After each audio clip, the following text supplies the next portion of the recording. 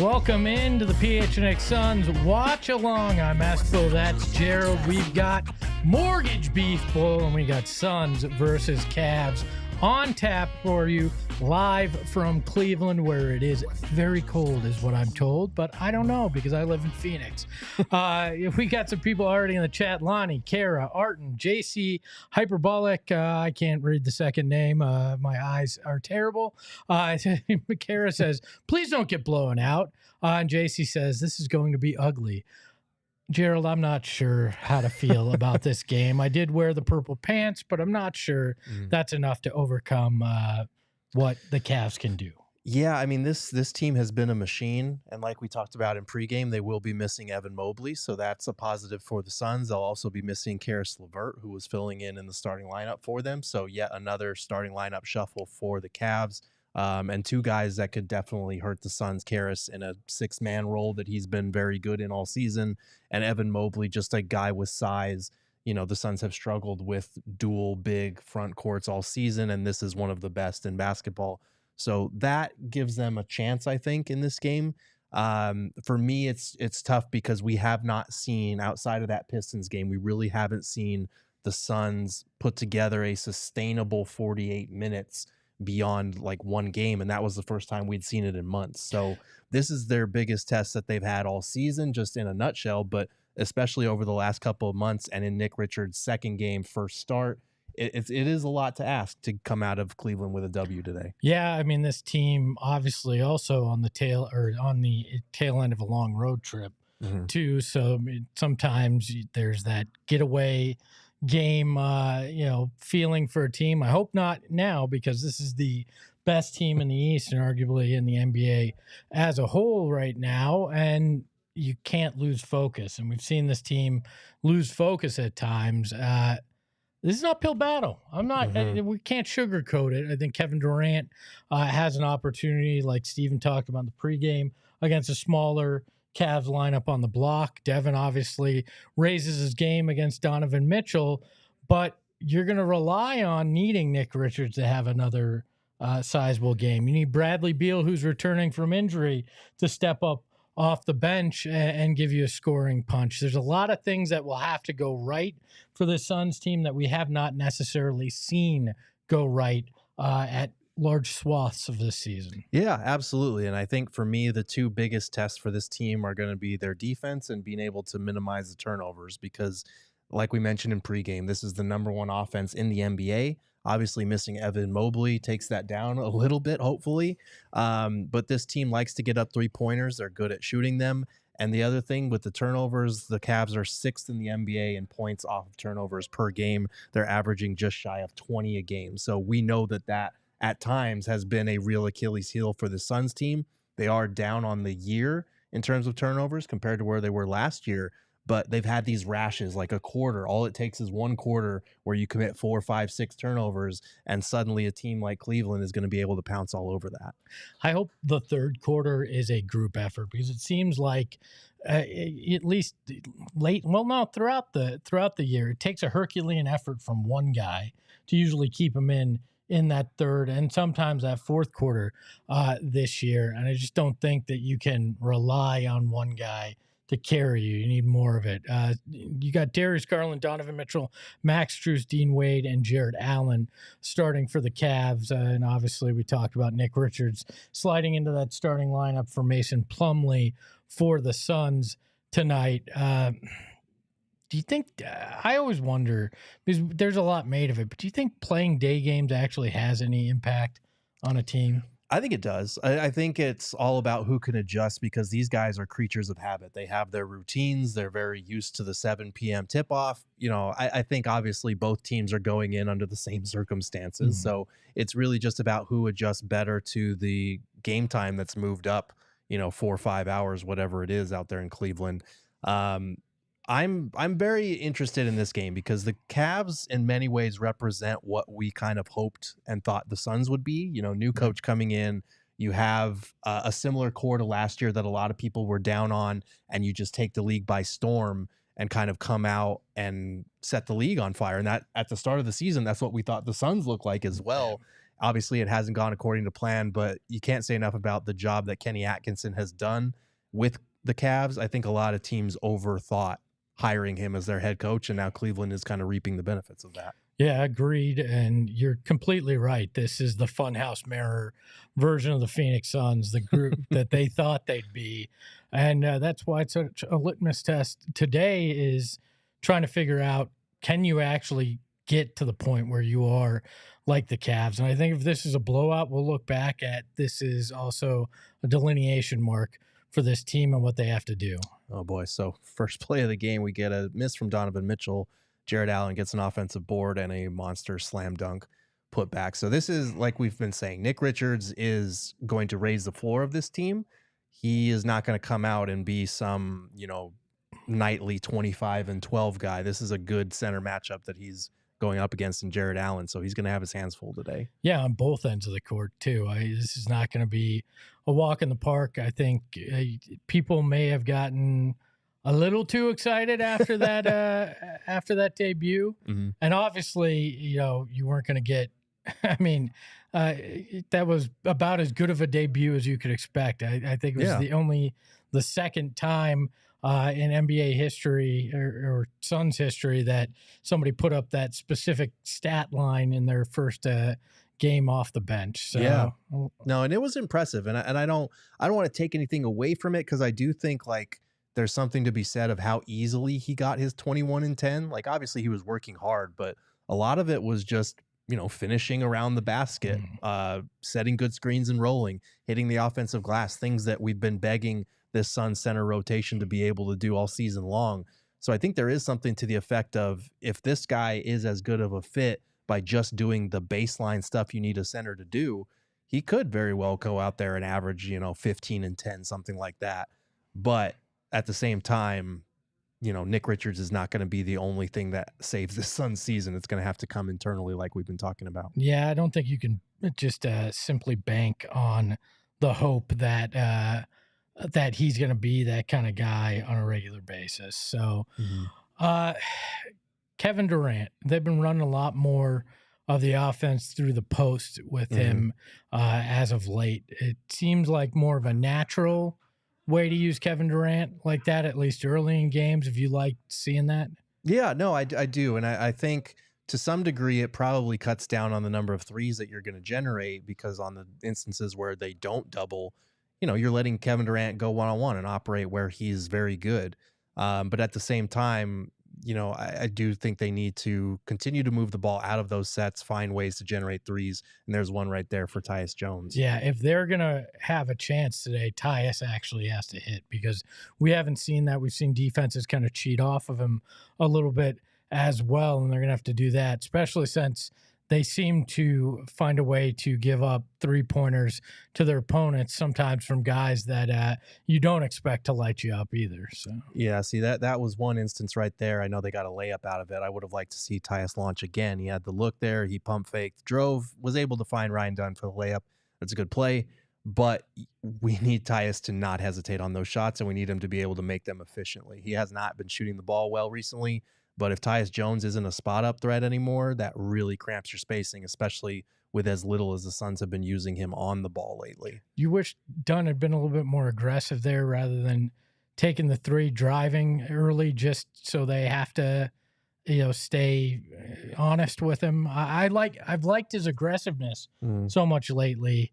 But I guess it's tough to turn up a shot like that. Yeah, that's the thing, though, is if he drives, they are not going to stay honest on him in terms of they'll sag off and let him shoot threes, I think. So I get it both ways on that one. I like that he was aggressive in shooting the shot, but obviously you would like it a lot more if that kind of shot fell more often for a guy like Ryan Dunn. Book not the fast start that we saw last game, but no. not the fast start that we saw last game, but that's okay. We're 3 minutes in. Yeah, I still like that shot, though. I mean, it was a natural rhythm three, where I think early on in some of these games we've seen him maybe not getting it in rhythm, just kind of trying to get those threes. But lately, since he's turned the corner, he certainly has kind of taken it more in rhythm.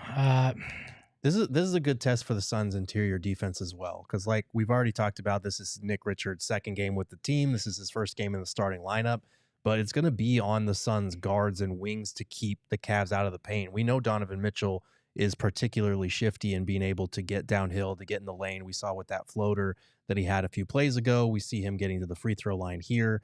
It's going to be on Book and Ryan Dunn and Tyus to keep those guys out of the paint, because if they start probing, Nick Richards is best in the drop and he can block shots, but this is a big test for him in his first start with the team. Yeah, and I think it's tough too, because we talked about, obviously he has not had practice time, and defense is so much about understanding where your teammate's going to be and what he's doing, and that's difficult when you're not quite sure what the rotation's going to be, or if I come and step up on this guy, is somebody going to have the backside for me? So going against a Cavs team that's so good offensively with a little practice, well, that was all right. So KD thought Nick Richards was coming to the ball. Nick Richards turned, and we got a turnover, and immediately, we got a Nick Richards contest at the rim, and then almost a turnover. But that was nice. That's exactly what you hoped he'd be able to do. He actually goes after the first guy, Donovan Mitchell, and then comes up with a big block, recovering quickly, which is something we certainly haven't seen from Sun centers, but there's something we've seen a lot of from Sun centers, a moving pick from Nick Richards. Yeah, and that's something that to a certain degree you're going to see it on any team, but I did see a lot of Hornets fans talking about the illegal screens. So as much as we complained about that with Nurk and Mason at times, it's still going to be something to keep an eye on with this Suns team and with Nick Richards, especially because, like we've talked about, he's still building chemistry with his guards. That's going to take some time. You know what I like about the Nick picks, though, when he does that is they're vicious. Like, it's not like, I just kind of moved my feet while I was setting a soft pick. No, I'm going to obliterate you. So if they call me, at least I'm leaving you with a little bit of a feeling there. So yeah, absolutely. Book hitting that turnaround, that's important. I've said that when he's hitting those, it should probably be a pretty good night for him. Yeah, absolutely. Or day in this case. Okay, KD with the block. That certainly looked like after he hit it off KD, it hit off him. Yeah. I guess they're not going to call it that way. I'm getting another look at the Devin Booker turnaround. Had two guys on him and spun. Another open three. This team just struggles with that mightily. That they do. What is it, 14-9? 14-9 right now. 7:43 to go if you're trying to line up with us. This is wow. Nice take. That was a nice layup after almost turning it over at the top there. The level of grace that he plays with and moves through the lane with for a guy his size and build is pretty uncommon in NBA history. And at his age, I hate to harp on that, but he's on the back half of the career and he's still playing like when he was when he was younger. Mm-hmm. All right, so we got Booker in the baseline post. He just tried to throw a pass that went off the rim. It's unfortunate. Was that supposed to be a lob to Nick Richards? I'm not quite sure. I couldn't tell if he was trying to kick it to the weak side corner or if he was going for Richards. Maybe I'm not sure if he knew, because I saw the defender creep up behind there. Maybe he second guessed it. All right. Tyus Jones pump fake from the corner and mid-range jumper. So we got a 14-13 Cavs lead, and it looks like we're going to a timeout here. Tyus now 5 points on the game, 2 of 3 from the field. I'm still not a big fan of them shoving him in the corner. I mean, if you're just going to have a guy that you need to hit shots, I'd rather probably just have Grayson out there in that spot. But again, I'm not paid the big bucks to coach an NBA team. Well, that's the thing. And this is, I hate to like come off as I told you so, but this is why, but I told you so. But this is why I was like hesitant about adding a point guard, especially an undersized one, because it's like, okay, KD and Book and Beal are still going to have the ball in their hands quite a bit because they're the guys that can actually create advantages for you. And by that, I mean, get by their defender off the dribble, attract double teams. Tyus doesn't do either of those things.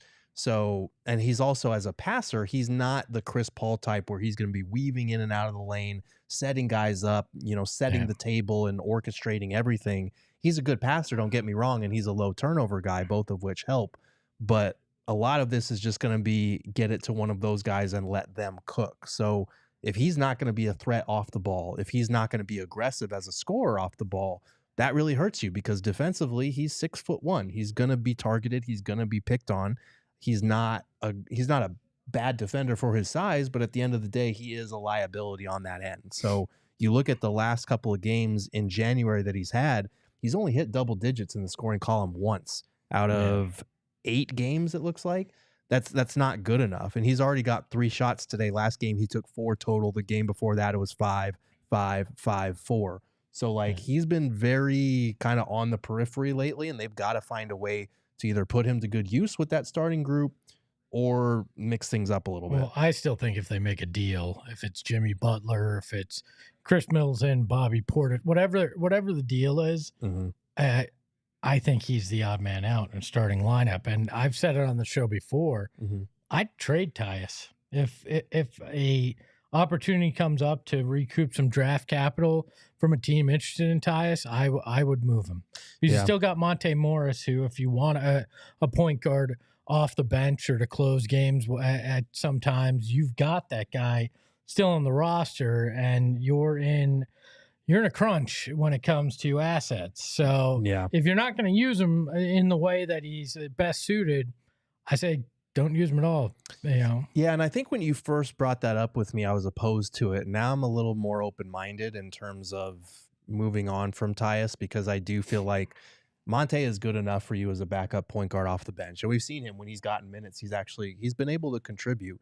You're still going to have some of the same issues in terms of the defensive undersized point guard when he's in there, but a guy in a backup role versus a guy you promise a starting job to is very different. And if you can turn Tyus into like a first-round pick or even a vet minimum wing, maybe that helps you a little bit more. I don't know that there are many guys in that category, but I'm a little more open to it. Yeah. Tonight or this afternoon, Nick Richards looks a little bit more like the guy who just joined a team, Book trying to find him there, and throws it off his hands. And we've heard that Nick Richards' hands at times have been an issue in Charlotte. So we'll have to keep an eye on that. By the way, yes, we are watching via stream, so we may be a little behind you. It's at 6:11, Cavs leading 16-13 if you want to sync up with us here on the game right now. Thank you to S. Lance, King Nacho, hello, Jeff Ruby, Lonnie, Artist. Thank you all for joining us. No, it's not spelled like artist. It's RTIST, and it just took me a second there. I was like Ron Artest in the chat? Yes. Meadow World Peace, Ron Artest in the chat. Eric will be joining us shortly as Gerald will go back to his comfy chair watching this game and live tweeting for each and every one of you over at Gerald Bourget. Eric wrapping up the ASU shows. We have a full slate of programming here on PHNX today from the studios, but wanted to give you this unique day game for the Suns with a live watch along, obviously, in honor of MLK Day, as there's plenty of games going on around the association as normal on MLK Day. So I hope you're enjoying this watch along and Suns basketball as the Cavs lead 17-13. Tyus Jones just subbed out, and I don't know if you guys have been paying attention, but the last couple plays and throughout this first quarter, they've been targeting him quite a bit. They were able to generate 2 threes out of that.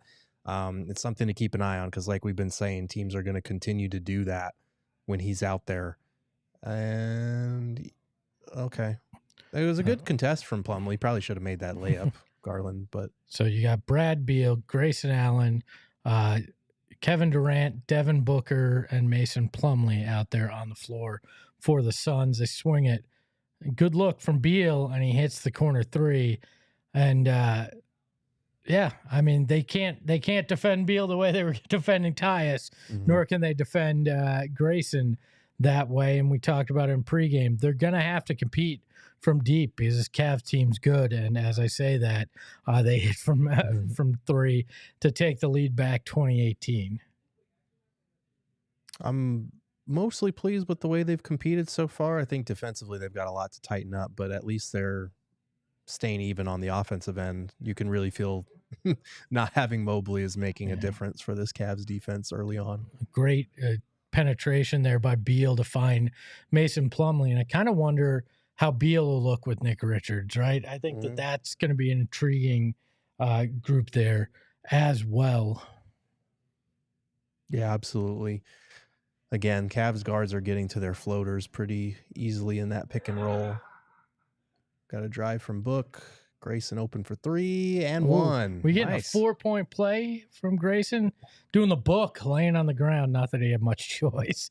He got bulldozed. So. I feel like people gave up on Grayson Allen a little too early this year. Well, I think, too, the perception is still not having a great season, but the numbers don't bear that out. Rough November, but playing a hell of a lot better. Right. And he's miscast as a guy that you want to be your defensive, like by default on this team, your kind of defensive lockdown backcourt guy. And he's just not really that. He can be pesky, but I mean, 11 points, he's shooting 43% from 3 coming into today after everyone talking about how bad his shooting was the first month or so. Again, these things take some time a little bit. He was, he became a father. He was injured. He was adjusting to the bench role. I think all of those things have kind of evened out a little bit, and we're starting to see him. I mean, he's shooting lights out in January. I think he's at 57% now. Well, you forgot he was also learning how to be that rich after the contract extension, too, which is something that takes a little time, too. It's an adjustment, sure. Royce O'Neal out there now as Devin Booker came out of the game. Okay. I was going to say, that's a terrible foul call. Tristan Thompson getting some burn in 2025, the year of our Lord. That's crazy. I'll be honest. I'm shocked he's still in the league for multiple reasons. Yeah. Has he been playing for them recently? Let's see.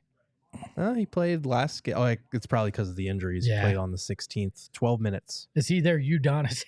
He might be. Cavs culture. Yeah. Cavs culture. Oh, we got Mason trying. Mason getting physical. We got a Mason Plumlee, Tristan Thompson post battle. This is not what I signed up for. 2014 called, and this is not. They want their mediocre big man. I didn't agree to this. Man, the float game for Cleveland. Ty Jerome, the revenge game is here. Ty Jerome turning into something is. That's special. It is, because I thought he would be good, but the first couple years he just couldn't stay on the court, and so it was like, okay, we don't know if this guy's going to be anything. And it's taken him a minute to be able to find his footing in the NBA, but good on him for being able to do that. Yeah, you got to respect a guy that doesn't give up on himself, because in this league it'd be real easy to just go, you know what? I guess I'll have a middling career between the G League or Europe, and maybe I'll get an opportunity in the NBA, for a cup of coffee. But when you have that faith in yourself, like he obviously does, you got to appreciate it. Grayson missing that corner 3 there, 24-23, 2:51 to go in the first in this game. That was another example. Oh, wow. There's just nobody home there. That was another example for me of Mason not putting much pressure on the rim. If you look at his numbers, he's actually shot well around the rim, but every time he catches the ball rolling to the basket, he's already looking to pass. And defenses know that. So they're playing for the pass. So your rotations have to be perfect if you're going to be able to generate a good look out of those. Yeah, this game is basically a Baby Ruth bar in a pool in Caddyshack. All floaters right now for the Cavs. Not a lot that the Suns have been able to do about that. Want to get your thoughts, and I'm sure we'll talk about this a little bit more on postgame, and Eric and I did a video over on the PHNX YouTube page.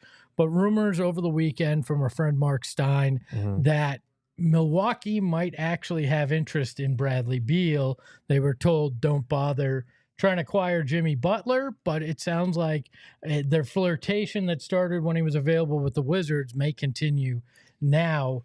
Do you believe that rumor first off? And then if you do, would you rather be part of a Jimmy Butler trade, or are you interested in anything on the on the Bucks roster more than that Jimmy Butler move? Not really. And first of all, like the Bucks would have to get under the second tax apron to be able to make a trade work, a 3-team deal involving Jimmy Butler, even if they're not getting Butler and they're getting Beal. Which they can. They can. They would have to dump Pat Connaughton to a fourth team, either in a separate deal where they don't take any money back, or in a deal where I think they're about $6.5 million away from the second tax apron, which is what prohibits them from aggregating salary. So you have to make a trade where you get $6.5 million less than what you currently have for Milwaukee. For me, it would be Brook Lopez, Chris Middleton, Bobby Portis, Pat Connaughton. Those are the names that you're looking at. And you'd probably have to trade at least 3 of those if you're taking back Beal and you're Milwaukee. So for me, I'm not really interested in any of those pieces. Like Brook Lopez would be interesting, sure, but like you'd rather have Jimmy Butler than Brook Lopez on an expiring deal. So you'd have to involve a fourth team.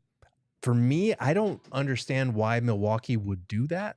Like I don't understand their potential interest in Beal. Isn't it simply trying to keep Giannis happy, trying to find somebody else that he can run with? I think Chris Middleton's time there is kind of run out. Well, I get the impetus for it for sure. I don't know that Beal is the piece. I mean, Beal and Lillard and Giannis would be tough to stop offensively, but are you getting stops with that particular backcourt? Is my question, especially if you're taking on a $50 million contract. I don't know. I feel like you'd rather just keep Middleton at that point. But I don't know. Beal has been better than people give him credit for this season. But I think we are ready to kick it over to your normal watch-along co-host. We'll bring Eric in here, who has spent an hour talking about ASU basketball. Turnover. Oh, okay. They talked ASU football. 15 minutes talking about Bobby Hurley on the hot seat. All right. Well, now you're in the hot seat, Eric, coming in here. Gerald kept it warm for me. Gerald, thank you so much for your time on the watch along. He and Steven will be back at halftime to walk you guys through halftime. Eric, to catch up, the Suns have fought, but they've given up a lot of floaters, a lot of threes, and now the turnover bugs starting to bite them in the ass. Yeah, but I was able to multitask. Ty Jerome just airballed a shot. That's awesome. Much to King Nacho's chagrin. Nacho, I know you love me. Don't lie. Yeah. They've definitely fought, right? Like they haven't just bowed down to the will of Cleveland, but a little extra sloppy today. Doesn't look as easy for Nick Richards, obviously going up against Jarrett Allen. That first play. Yeah. Jarrett Allen's a big boy. We did get a Nick Richards block, which was nice. Yes. But like I said to Gerald, this is starting to feel very much like the new guy trying to find his way, which we thought maybe we'd see in game one. KD hitting a nice shot there. For as much as some of their issues have reared their ugly head today, Suns are only down 2 with a minute left to go here in the first. So I got to give them credit. They are fighting hard, but they're going to have to work on those turnovers and work on not giving up these threes, which the Cavs are a good team from deep. And if this Suns team isn't going to shoot them at the clip that they had earlier in the season, they're certainly going to have to try to stop the Cavs from shooting them here. Yeah, I mean, Cleveland is never gonna back down. You're not gonna blow the Cavs out. They have 6 losses on the entire season, right? It's good to see Brad Beal back, healthy, hitting a shot there. 5 points at both of his field goals so far. It is interesting to see how he's gonna fit in specifically with Richards long term. It feels like those two could have a really good 2-man game as well. And Brad's been developing a lot of chemistry with some of these players off the bench. I do feel like he's gonna have a lot of actions with Richards, who's not on the court right now. KD running your small ball center. KD, Dunn, Royce, Grayson, and Beal. Interesting lineup. I wonder how many minutes this lineup has played together. I don't think KD's come off the floor here in this first quarter. He has not. So he's played the entire first quarter here. It looks like they're probably going to go to the quarter break tied here if they can get a stop. See what Suns legend Ty Jerome does. He's been all right so far. Hit a couple shots. He's 2 of 5 He's Leads actually had an impact for them this season. But yeah, a slow offensive start for the Cavs. Donovan Mitchell, 1 of 8, 0 of 3 for 4 points there. 2 free throws as well. I think that's the Ryan Dunn effect right there in terms of impacting on the defensive end. Darius Garland only gets up 4 shots, hits 2 of them for 4 points. This is about as good of a start as you could have hoped for the Suns. They've shot 57% from the floor, almost 58%, 42%, almost 43% from deep. The problem is the Cavs have gotten up 7 more shots than the Suns, and we know that's one of the Achilles heels of this team. They've given up 3 offensive rebounds, and then they also have 6 turnovers to the Cavs 1, and that's how a Cavs team that's only shooting 38.5% is tied with this team. So Suns, again, have to clean up the things that have plagued them forever, basically. Yeah, all things considered, having those turnovers, right, and Cleveland out shooting from 3 to walk away tied. It's not a bad quarter at all. Kara says it's a decent quarter. Michael says looks like a Suns win. SJ says tie game despite giving up 5 turnovers, clean things up, and we're good.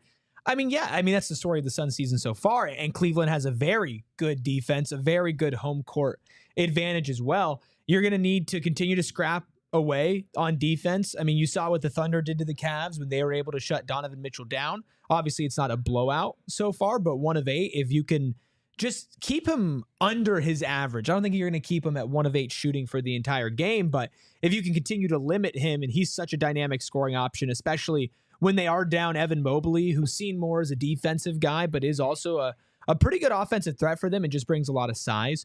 So a lot of focus on Donovan Mitchell, and I think it's exciting to see the Dunn, Durant, Richards defensive lineup, and I think that does play into fact to where if Tyus Jones or Devin Booker is guarding on the perimeter and a player can get by them, you now have 3 very capable, long, athletic defenders with good instincts, right? Not the greatest defenders in the world besides maybe Ryan Dunn with his instincts, but really good ones that can create this line. And I would have been interested to see how Evan Mobley matched up with this team, but let's just stack these wins and see if we can clean things up this quarter. Is KD still out there? Nick is back in. Nope, KD is on the bench. You've got Book, Grayson, Nick Richards, Royce O'Neal, and Bradley Beal out there for the Suns right now. So giving up a little size outside of Nick Richards with this lineup, a good ball movement, but you're getting Royce O'Neal off the back of the rim there. I like that they're at least shooting more threes than they have the last few games, but they're going to have to convert, especially when the Cavs are drilling shots like that. Is that Sam Merrill? Yeah, Sam Merrill's got a pretty jump shot. That one was like, hello, so stop letting them shoot threes. Mark says Sam Merrill's a 33% three-point shooter, by the way. All it takes is for one to get hot, and the only way that somebody can get hot is by playing the Phoenix Suns.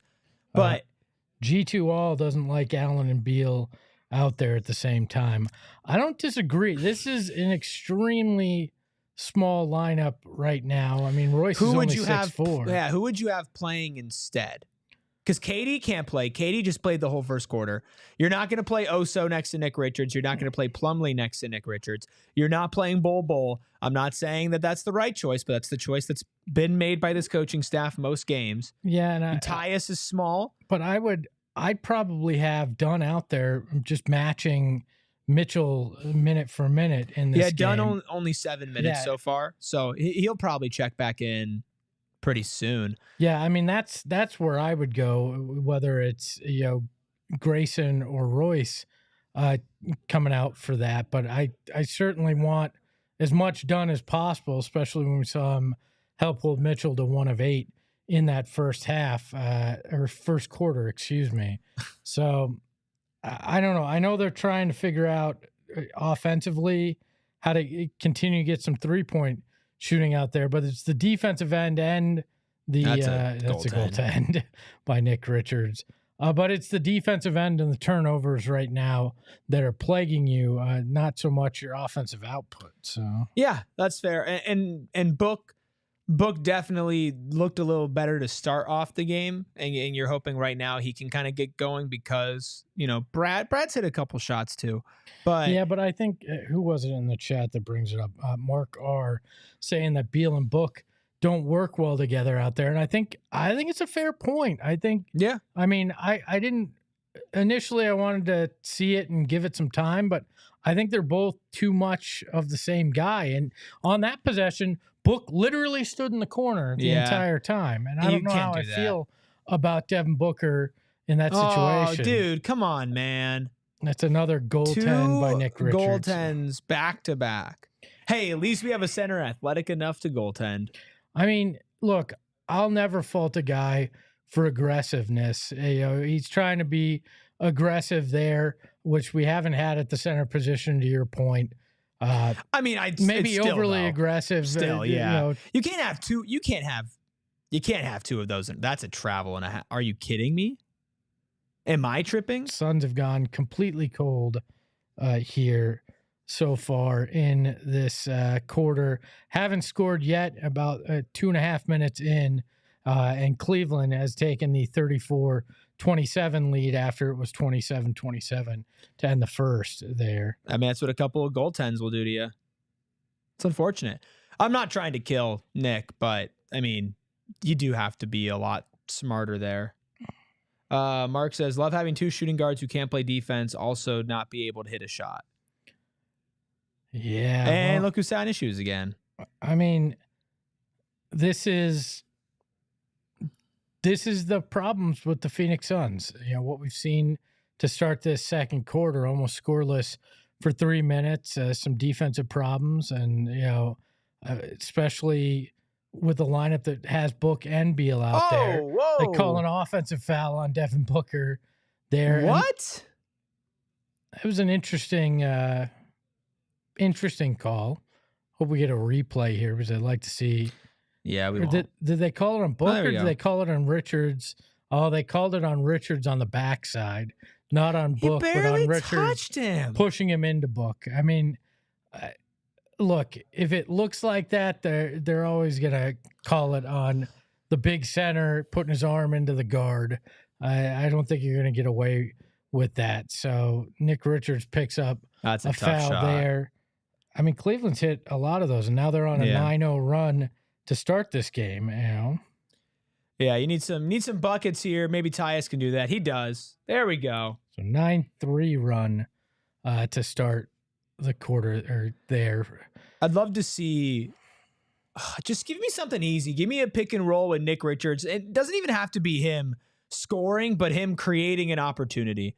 That's what I need here. You're going to run a smaller lineup. You got to use the one big that you have. All right, pick and roll to Nick. There it is. And the dunk. I mean, but I think they should have done that with Tyus early too. Yeah. To get him going. And I think it's going to take time to adjust to this. Obviously, like we've talked about, or Gerald and I were talking about, Nick Richards hasn't even had a practice yet. Mm-hmm. Supposedly, when he got to Detroit, he and Coach Bud went to the gym, and Coach Bud walked him through every play that they run just to try to get him semi-familiar with it. Mm-hmm. But right now, pick and roll is the easiest thing, or sliding him into the dunker spot to get him involved. And I think keeping it simple with a guy like that, probably your best course of action, which we saw against Detroit. It wasn't anything complicated. It was those simple pick and rolls, putting him in the dunker spot, sliding him from the corner down into the dunker spot, and letting him just be active. Darius Garland hits a three. Mirage says, did y'all see how different the game shifted when Tyus came back in? We were struggling against that zone, man. Right? I mean, Tyus definitely a more steadying force as far as, playmaking and setting the table than Beal. And against a tough defensive team like Cleveland, you need somebody making those right passes. So he hits the three.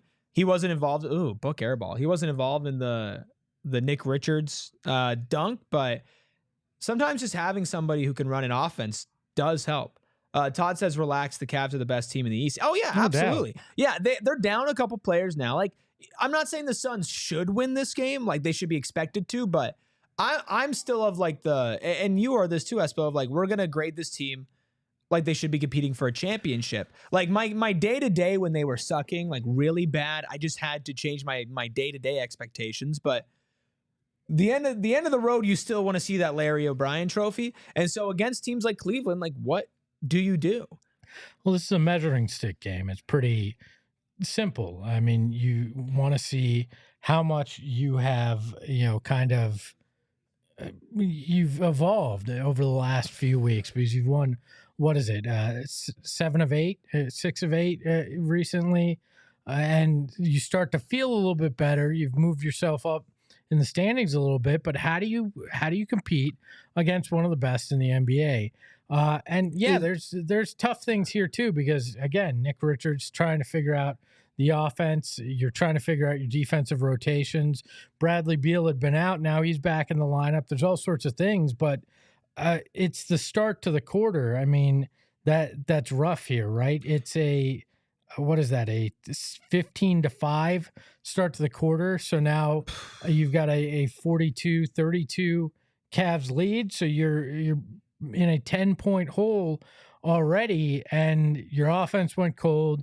Your defense giving up too many threes, and that's again Achilles' heel here. It's not that this team can't be what we thought they were. It's just these little things that they start to shoot themselves in the foot with. Hey, is Ryan Dunn okay? Ryan Dunn still only played 7 minutes, hasn't checked back in. KD played the entire first quarter and has already checked back in. Well, look, and yeah, KD's going to play more minutes than Ryan Dunn, but he's checking back in because their offense is stalled. But Ryan Dunn has done so much in helping contain as well, and Cleveland's been hitting too. So I don't know. I guess I would have expected Ryan to either come in with KD or to come in that shift before. So we'll see. He might after this timeout, because Tyus just got him and Tyus I think came out of the game at the same time, because I think they both played 7 minutes in their first stint, and then Tyus just came back in. So we'll see. Mark R says, I'd like to see Book, Beal, Dunn, Royce, Richards. That'd be interesting. He said 3 guards doesn't work, which, yeah. I think 3 guards, okay. I think 3 guards can work if it's like a counter option, and it's 3 guards who bring like different. Like if the guards are like Tyus Jones, Marcus Smart, Devin Booker. Like guards that fill different roles, right? Yeah. That would work. But Beal and Booker, and we've seen it this season. It's unfortunate. I'm done with seeing Beal and Book. I've seen enough of it. You moved them to the bench. I'd limit those minutes where they're playing together unless you're down the stretch and both guys are on fire and you need that offense. But I think I've seen enough for sure. By the way, hit that like button while you're in here. Almost 100 of you in the chat, and only 14 likes. So let's get that up. I just liked it. Well, thank you. Went on and nice of you to finally join the group. I had to make sure I did that. Yeah, exciting. And I heard you and Gerald talking about the trade stuff. Did you let the people know that we do have a video we recorded here on PHNX Sports? I have. I let them know. But if you want to go check that out, mute this for a second. Leave the window open. Open another window. Go watch that on PHNX on YouTube. Here, even better, just mute Gerald and Steven at the halftime show. Listen to us. No, that's the best halftime show out there, man. Tyus Jones, Devin Booker, Grayson Allen, Nick Richards, and Kevin Durant. So still no court. Ryan Dunn. Well, they're still going offense KD, here. Wide open, and bang. And that's why KD comes back in. Instant offense for you to cut it to 7. Yeah, but they're still going a very offensive-minded lineup here, but Nick Richards picking up another foul. I think Dunn's about to check in here. What are we at from Nick Richards foul wise? That's 3 personal fouls, 2 points, 3 rebounds, an assist, and 3 personal fouls. He's got the worst plus minus on the team after having the best plus minus. And this is what we talked about. Nick Richards raises the floor, doesn't raise the ceiling. He's a guy that can make your center rotation passable, but he's not going to be a star. I don't want people to convolute what you saw in game one. That's probably the peak of what you'll see from Nick Richards. That's the top of what you're going to be able to get from him. Yeah. And I think today may be more of a valley because you're playing a good center, and a great team.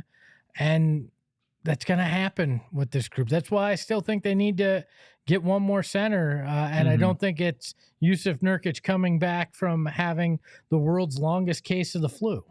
Well, if you see, Mason Plumlee did not check in for Nick Richards. Ryan Dunn did. Which is an interesting choice. So I think they're going KD small ball 5 against Jarrett Allen, which is a tough matchup, but you're just saying if we're going to lose that anyway, we'll have Dunn in at the 4 for his rebounding, for his effort. And I'm excited to see what Dunn can do as an offensive hub at the 4. I know he just missed a 3, but if he could dribble, his handles have been really good on the short roll, hit some floaters. It would be really nice to see him do a little something if they're running small, because they are going to need offensive output. My Lord, he's so good. 5 points since he's come in. It's just too easy. Look, the thing I don't like about this lineup is you're going to give up rebounds, and you can't allow it to be on the offensive glass, because we've seen what this team does when it costs them. All right, when they do that, this group's going to have to be extremely aggressive and scrappy to get those boards so it doesn't hurt you. Yeah. And it's a unique group defensively, because really you're talking Katie and Dunn as the defensive guys. And this is not something they went to a lot this season. You're usually seeing Ann Oso-Ighodaro, Mason Plumlee, Yusuf Nurkic out there. They've definitely done Katie at the 5 with looks, but Artist, yeah, that works, says, can you all describe the Suns' offensive system? Nope. I thought it was going to be lots of 3-pointers, and that's regressed. Yeah. Bud likes to talk about playing random, and this feels random. It feels very much like last year's offensive system, and we wanted to put that at the feet of the coaching staff, but you got to wonder how much of it is at the feet of the team's makeup, and the fact that you got 3 stars that need the ball. Well, 2 stars that need the ball in their hands, and a 6th man that does too. Suns' offensive system is pretty basic because you have really good talent as well. I would say one of the things they go to that some other teams don't, unless they have like a Nikola Jokic or a LeBron James, is they generate a lot of offense out of the post with Kevin Durant. Kevin Durant is, I think, the 2nd most efficient post scorer in the league, sandwiched between Jokic and Vucevic, I'm pretty sure. So a mix of that, a healthy dose of middies that's been going up since the Suns dropped out of the top 10 in 3-pointers attempted, and they're not fast. They don't run fast. Yeah. So Book comes out, Beal back on the court. Mark R says the way you beat a zone is cutting, but this team doesn't do that much. I hope to see Ryan Dunn do a little bit of that in here, but yeah, this isn't really a cutting lineup. Good D from KD. Yeah, that was good. KD's had some good defensive possessions against Jarrett Allen so far, and an O board. KD at the 5. Offensive foul. Oh, they called it offensive. Push off. Right. Dang, that was really good. Look, Tyus, energy and effort. Tyus has to hit those. If he's not hitting those, there's just no point. If you're not, I was talking with Gerald about this. If you're not going to use him like a point guard and you're just going to kind of put him in a position to have to hit jump shots, and he's not, it's time to move on from Tyus Jones. That's just the way I look at it. That's why this small lineup is difficult. You get a switch, and then nobody's going to stop Allen. It's just that's what happens when you go small and you're not built for it. And they get caught in the switch, and Ryan Dunn is a little late on his rotation, and Allen gets the N1 here. Hello says Tyus to the Heat for a first. I don't think anybody's going to trade a first-round pick for Tyus Jones. I don't know. Not a first. A team might if they're desperate. And the Heat, you got to remember, the Heat are desperate because they lose their pick if they don't make it in, and they're gonna make what amounts to win now moves, which is part of why they're trying to be so selective in what they get for Jimmy Butler. Bad KD turnover. The KD post-up turnover. Tale's oldest time. Let's take 87 of y'all in here right now. Just a reminder, we are going to have a halftime show to talk about how the Suns offense stalled out, because boy did it. 50-39 Cleveland. Well, they have 8 turnovers already in this game. And 9 0 turnovers points now, off turnovers for the Suns. Like, It's points off. Cleveland has 9. 9 points off 9 turnovers. That's crazy. I mean, again, sloppy turnovers. You're losing the rebounding battle, and you're losing the 3-point battle by three makes. That's your difference. And it seems like when this team doesn't have it going, that's the difference every time. Yeah. And again, I get that the Cavs are a very good team. So that's not. This isn't. But they're still. It still feels like they're making mistakes. It's not like Cleveland's forcing them. I mean, KD is just going crazy. Lonnie says KD understands the assignment. Facts. It's not just the fact that Cleveland's playing better. It's that I do think that like sloppy, lazy turnovers from Phoenix, Cleveland shooting hot from 3, but defensive rotation, specifically perimeter defense against this team, has not been good today. You know, you need to not turn. I think the turnovers are really what kills it, because anytime you get a stop against the Cavs, that's pretty good. They're just a good team on both ends of the floor. So if you can't capitalize on your stop, and in fact you're actually turning the ball over, Tyus 3, bang. I mean, look, if you're not a great defensive team, and then you turn the ball over on top of it, you're screwed. Mm-hmm. I mean, it's that simple, and that's this team. It has been for a year and a half. And look, that it's not me being negative. That's just me being factual when it comes to this group. And that's okay. The 3 that's that they hit that's a tough shot off the screen there, the Cavs did a couple possessions ago. That's not bad defense. That's just a good 3-point shooter hitting from deep. But I think it's the open threes. It's the live ball turnovers that Steven likes to talk about. Easy buckets that they give up that just that do them in. And I don't know. I mean, look, trading for Jimmy Butler isn't going to fix that. I mean, that's not going to change what's going on, right? Like that's just the reality there. So can this team overcome that? I don't know. They're going to either have to get better defensively or get better with with taking care of the basketball, and that's a tall order for this team. Maybe Jimmy Butler, if you make that deal, makes you a little bit better defensively. And maybe that's what you need. I think he does. I think it makes you better communication. And sometimes the laziness and the turnovers, even though it's like, sure, you look at Jimmy Butler for the defense and his communication on that end, but there's a general level of awareness and being locked in that when you are fully present on that end, it does carry over to the other end of the court. True. I would know as somebody who just locks in on defense, Sure. No, but I do think that when your overall mental level is sharper, you're going to see better defense, which I think you'll get with Jimmy Butler. And I do think it might clean up some of the turnovers. Plus pieces might just fit better, right? And when pieces fit better, it's easier to not turn the ball over. Crime Reality Drama Shows in the chat says Bradley Beal's killing the team. He's not engaged. He's becoming cancerous to the team now. Bradley Beal is not playing in the game. He is doing everything bad on the floor. He's fouling. He's not shooting. He is not defending. He is slowly bringing up the ball and just passing it.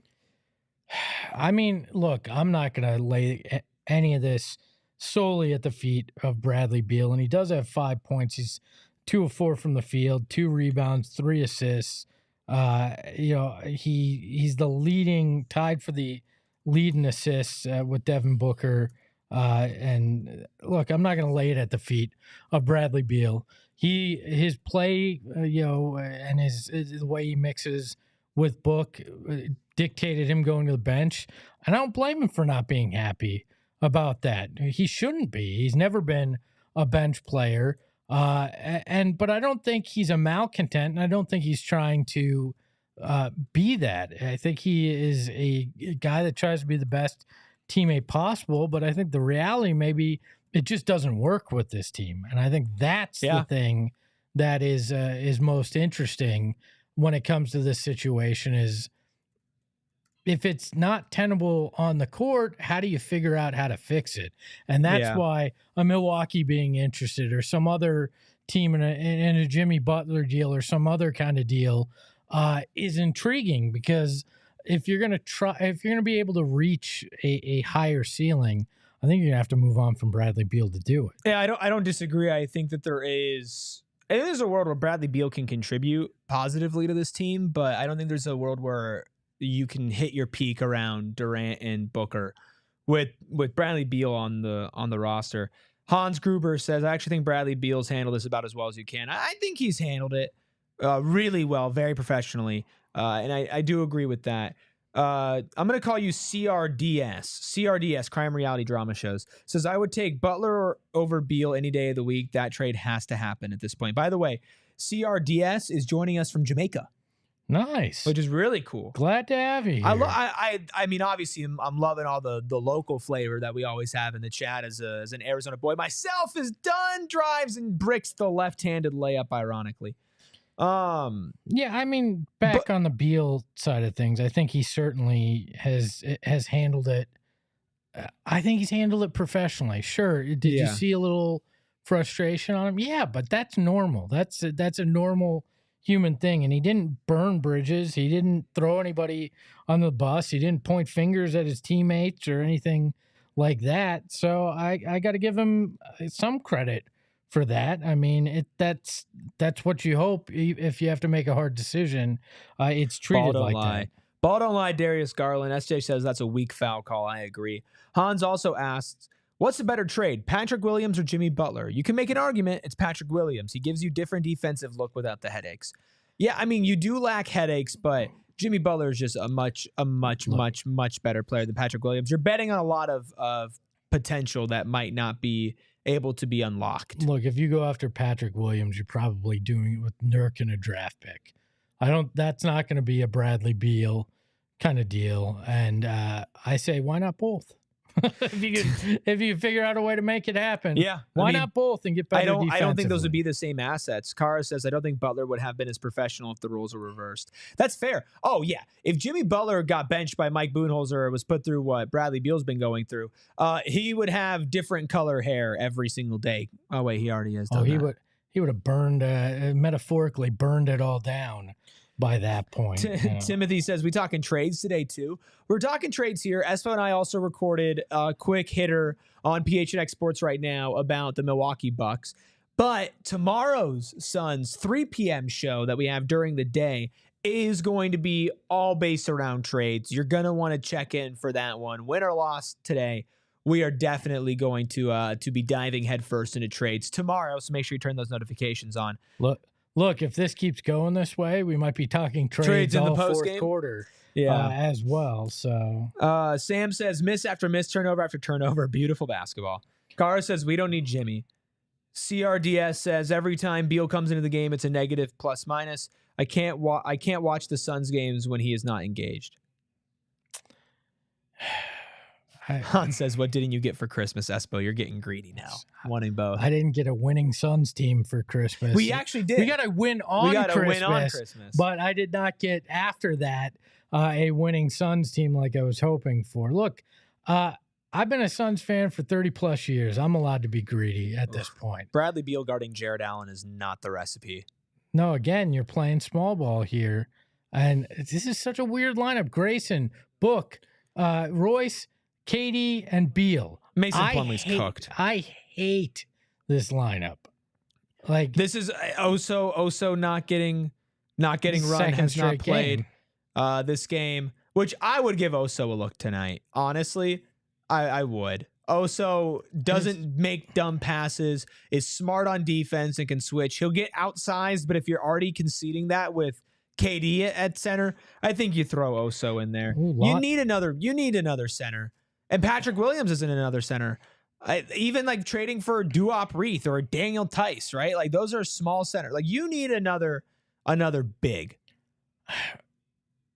Like 6'9" Duop Reith would be playing the 4 right now. KD would be the 5. Yeah, I want somebody defensive minded out there too. Like I don't like this right now. And I know it's predicated on the fact that Nick Richards has 3 fouls in the first half, but you're down 14 right now.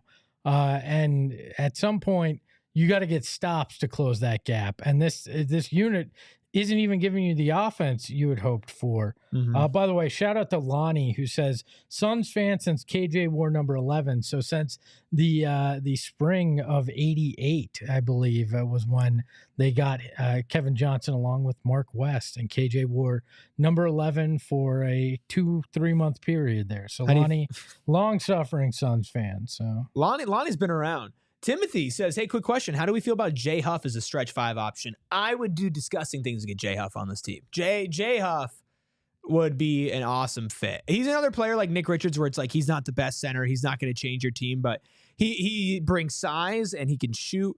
And he brings an energy, too, that I think is really nice. I would love to have him on this team. As we hit halftime, 59-46. Just a reminder to everybody, Gerald and Steven are going to be hopping on and doing a halftime show for all of you. So don't go anywhere. Kara, Exodus, Girth Jr., Lonnie, Casham, Timothy, Hans, Lucas, Sam, Eric, SJ. So many of you in here right now. CRDS all the way from Jamaica. Stick around. Gerald and Steven have you covered. And then Espo and I will be back for the second half. And all 4 of us will get together for PHNX Suns postgame all right here on PHNX Sports.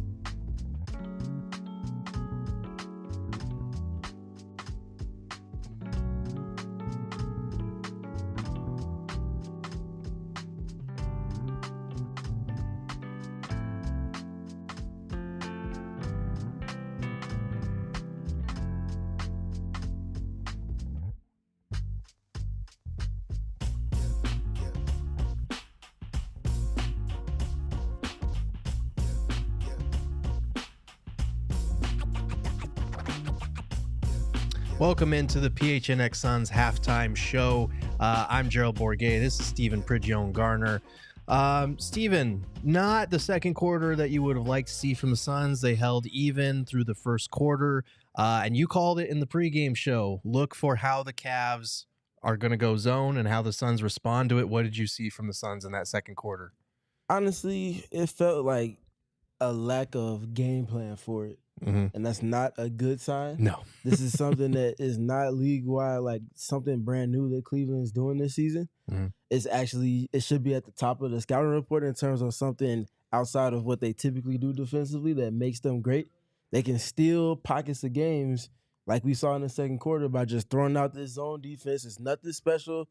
They're not mixing up, putting wings at the top of it or there's nothing crazy about it. But if you're not game plan enough to attack it appropriately, you find yourself taking late shot clock attempts against good contests from the defense, or just not getting a shot up at all because of a lack of process and plan. And we saw that for a substantial amount in the second quarter.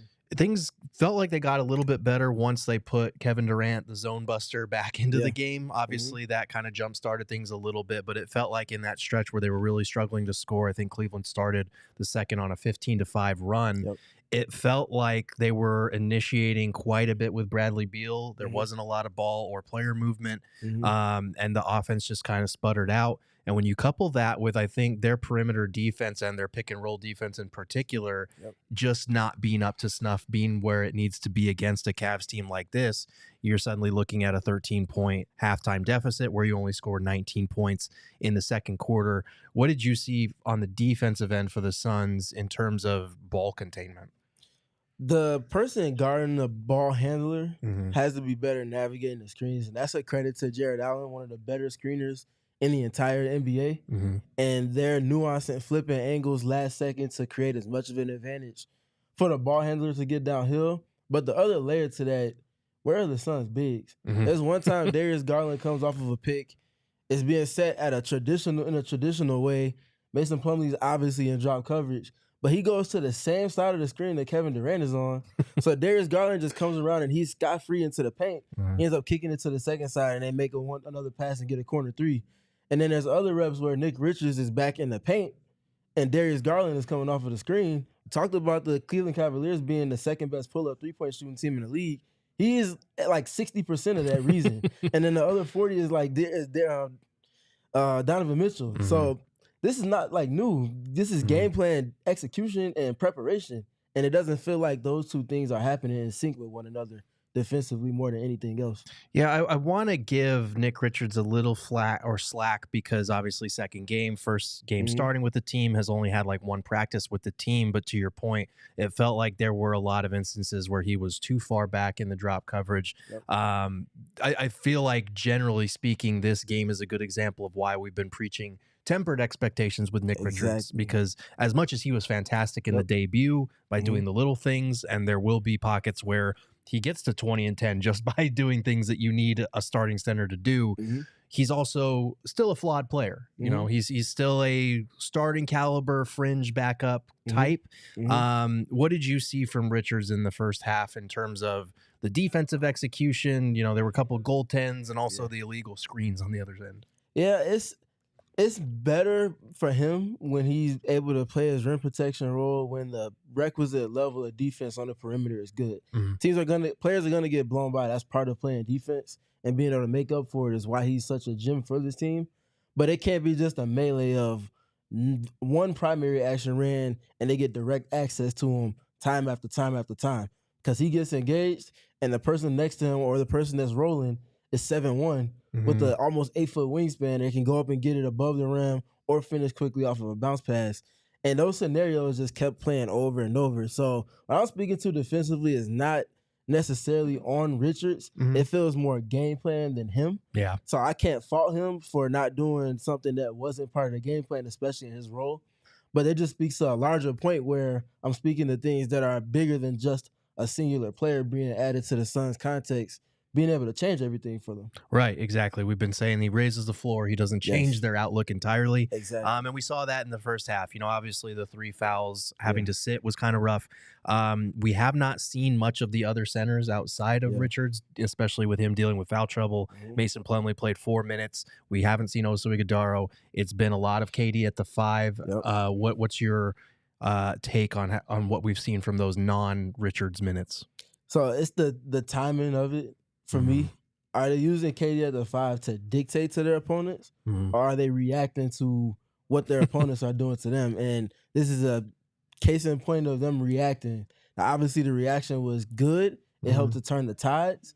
But can you rely on that for another 12-minute stretch over the next 24 minutes and expect to do enough defensively but also score enough offensively to make up for the deficit and then ultimately push it across the finish line? This feels like a game where if Bud's not going to the other centers, they're going to have to close with KD at the 5. And we've seen the issues that have stemmed from that defensively. The initial switching has been okay. The last play of the half of the Cavs, Devin Booker pre-switches on to Jarrett Allen. They switched the pick and roll with Darius Garland, but that puts Bradley Beal on Jarrett Allen. And he just posts. So you do a good job flattening them out, and then you can see the underneath because you don't have Royce O'Neal or KD behind that to kind of undo the switching and organize it. So little things like that, if they're going to do this in the second half, they have to be more strategic and sharp within their process in doing that. Not going to be easy, though, because, again, this Cavs team is good, and it happens for them in layers. Yeah, absolutely. The Cavs were able to generate 19 threes in the first half. They made 9 of them, shooting at a 47% clip. That's just not going to get it done. Yep. The Suns generated a decent amount of threes. They generated 15, made 6, so they're at 40%. That's a decent number, but when you're giving up that type of shooting on the other end, you're going to struggle to keep pace in that department. Was there anything else that stood out to you from this first half? I think for me, you touched on it. If you're going to go KD at the 5, usually, ideally, it's to dictate tempo, not because you don't trust the other backup centers that you have. And I would prefer, if you're going with KD at the 5, for Tyus to not be on the court just because of the size across the board that you're giving up. But was there anything else that stood out from you in that first half? I think you made great points with that, in particular with KD at the 5. The other thing that really stood out, Tyus was solid in the first half in the traditional lineups. Cleveland is gapping off of him, and they're conceding that rotation, betting on him either not making a 3 or not being aggressive off of that. So he had a nice little stretch where he was doing just that to counter that coverage. Is he going to do it for the full duration of his minutes, though, is the question. It's kind of playing cat and mouse with him. Like, it's cool, you did it for 2 possessions, but when you do it in the fourth quarter, when you guys are down 6 and you're on the floor with KD and Devin Booker, are you going to play to it or are you going to just react to it? So I think Tyus has to stay aggressive. His 3 it looks good tonight.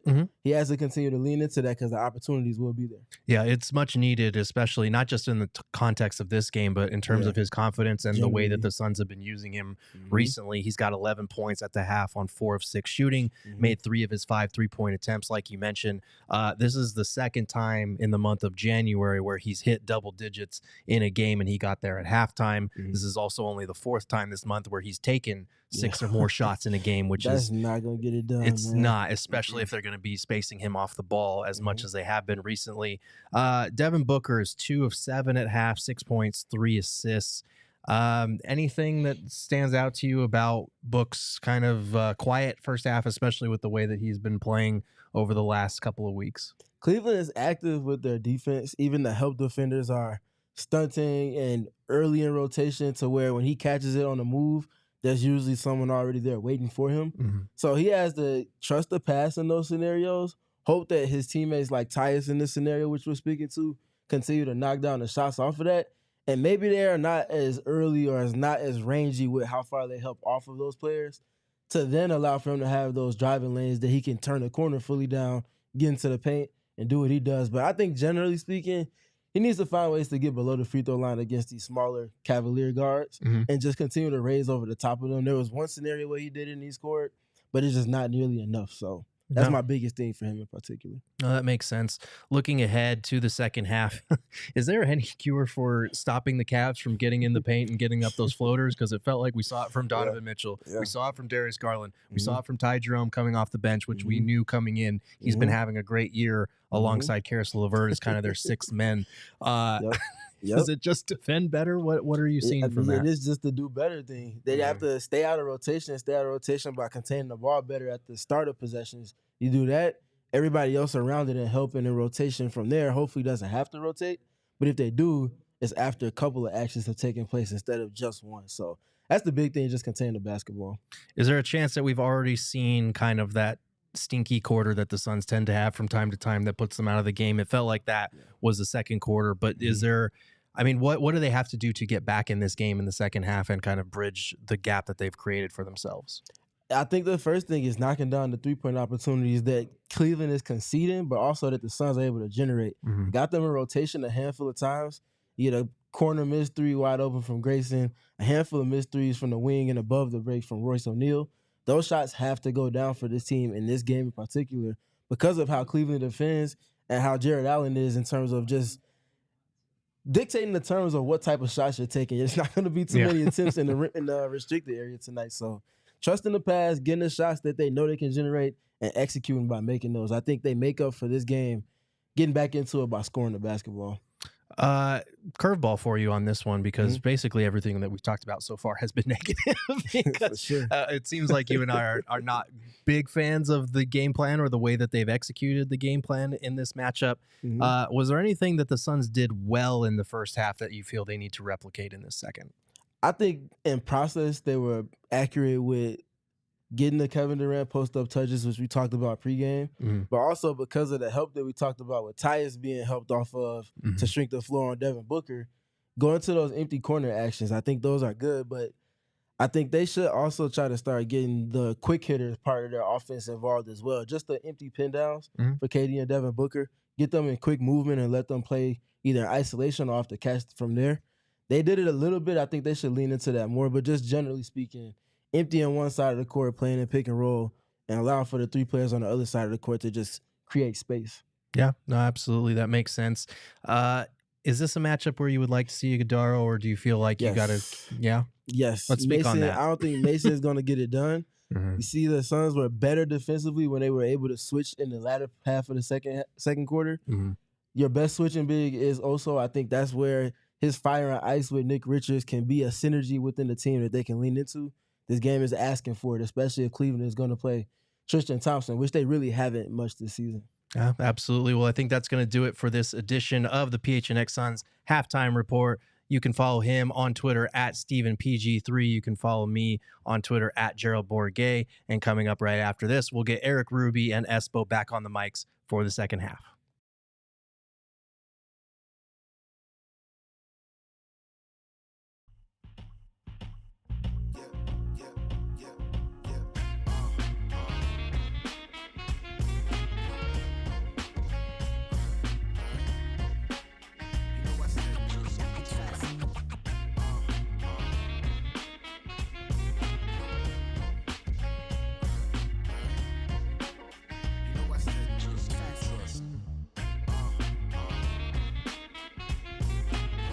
Just an incredible halftime show.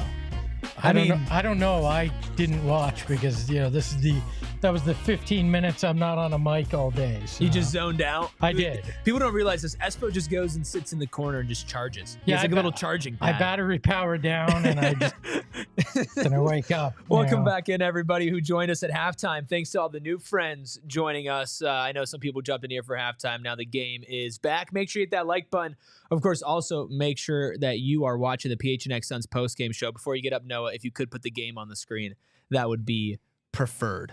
Thanks to everybody who's joining us here on a Monday afternoon. It's very fun to share this team together. Suns looking for a much better second half. I think one of the things that Gerald and Steven talked about that I agreed with the most, since I can never disagree with them on anything, is I would like to see Oso Iguodala get some minutes in the second half. Yeah, I think they brought up a good point. If Tristan Thompson comes back in this game, maybe bring in Oso at that point. But what I really want to see is Nick Richards not getting foul trouble any further, because he needs to stay on the floor for this team to have any legitimate shot at a comeback. And then this Suns team needs to offensively figure out how to bust the zone, because that was what you did them in particular in that second quarter.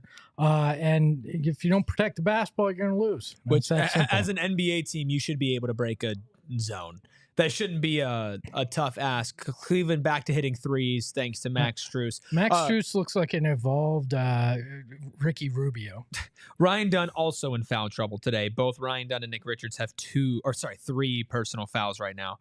Ryan Dunn and Nick Richards also only combining for 4 points. So 6 fouls, 4 points.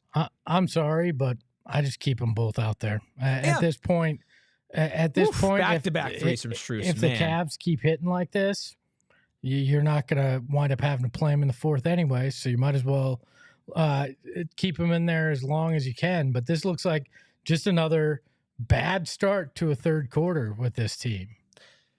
Yeah, who would have thought the 35-6 Cavs might be a better team than the Suns? Well, I mean, might have more of an identity. I had some fun in the pregame. I took the Suns by 10 because of the purple pants, but honestly, I'm not surprised that the Suns are struggling mightily with this Cavs team.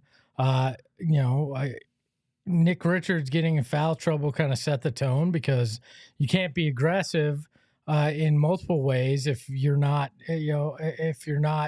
out there on the court because of foul trouble. So again, that their bad defensive rotation, because I think KD thought that Nick Richards was going to pick up the guy cutting. Nick thought KD was, and those are the kind of things that you clean up once you get some practice time between these guys. But Suns take a quick timeout. You're less than 2 minutes into the second half. You're down 19 now, and look, the tide hasn't turned so far in the way the Suns hope, and I think you're getting into territory where a comeback just isn't going to happen. Yeah, which would be unfortunate because you are kind of looking to capture some momentum for this team. Coming off of a win against Detroit, the fan base was probably on the highest high all season. Even if you were going to lose this game, you didn't want to lose it like this, right? And it could still turn around and change, but right now Cleveland up 19 points and is basically since the start of the second quarter just locked in and locked down. But you would wish, like, okay, we competed hard. Nick Richards and Ryan Dunn continue to have great games. Oh, Book and Katie went for 30. But Cleveland was just better. No, you're being lazy, bad turnovers, poor rotations on defense, poor execution on offense. I'm being told, Lenny in the chat says Ryan Dunn needs to lock in. I agree. Ryan Dunn has been playing really well offensively and rebounding wise, but he has 0 rebounds, 0 assists, 0 steals, 0 blocks, 3 personal fouls, and 2 points. That's not okay, but at the same time, Ryan Dunn is still a rookie, right? And he is still some of these offenses. You need him to be better, but you need everybody to be better. I mean, I'm looking at Devin Booker, 6 points, 2 of 8 from the field, 2 of 4 from the free throw line. I mean, the only guy that doesn't need to be better is Kevin Wayne Durant. Agreed. And that's been a lot of this season. And look, we talked about it, and I had said during the stretch, don't get too high on your own supply with this because you're playing a lot of bad teams. This is the first good team you've played. Detroit is marginal, right? I'll say that. Detroit is on that border of, okay, semi-good. They're right? not a bad but team. The Cavs are a great team, right? Yes. This is the best team you've played in the better part of 2.5 weeks, maybe 3 weeks. So right now, you know where you stand.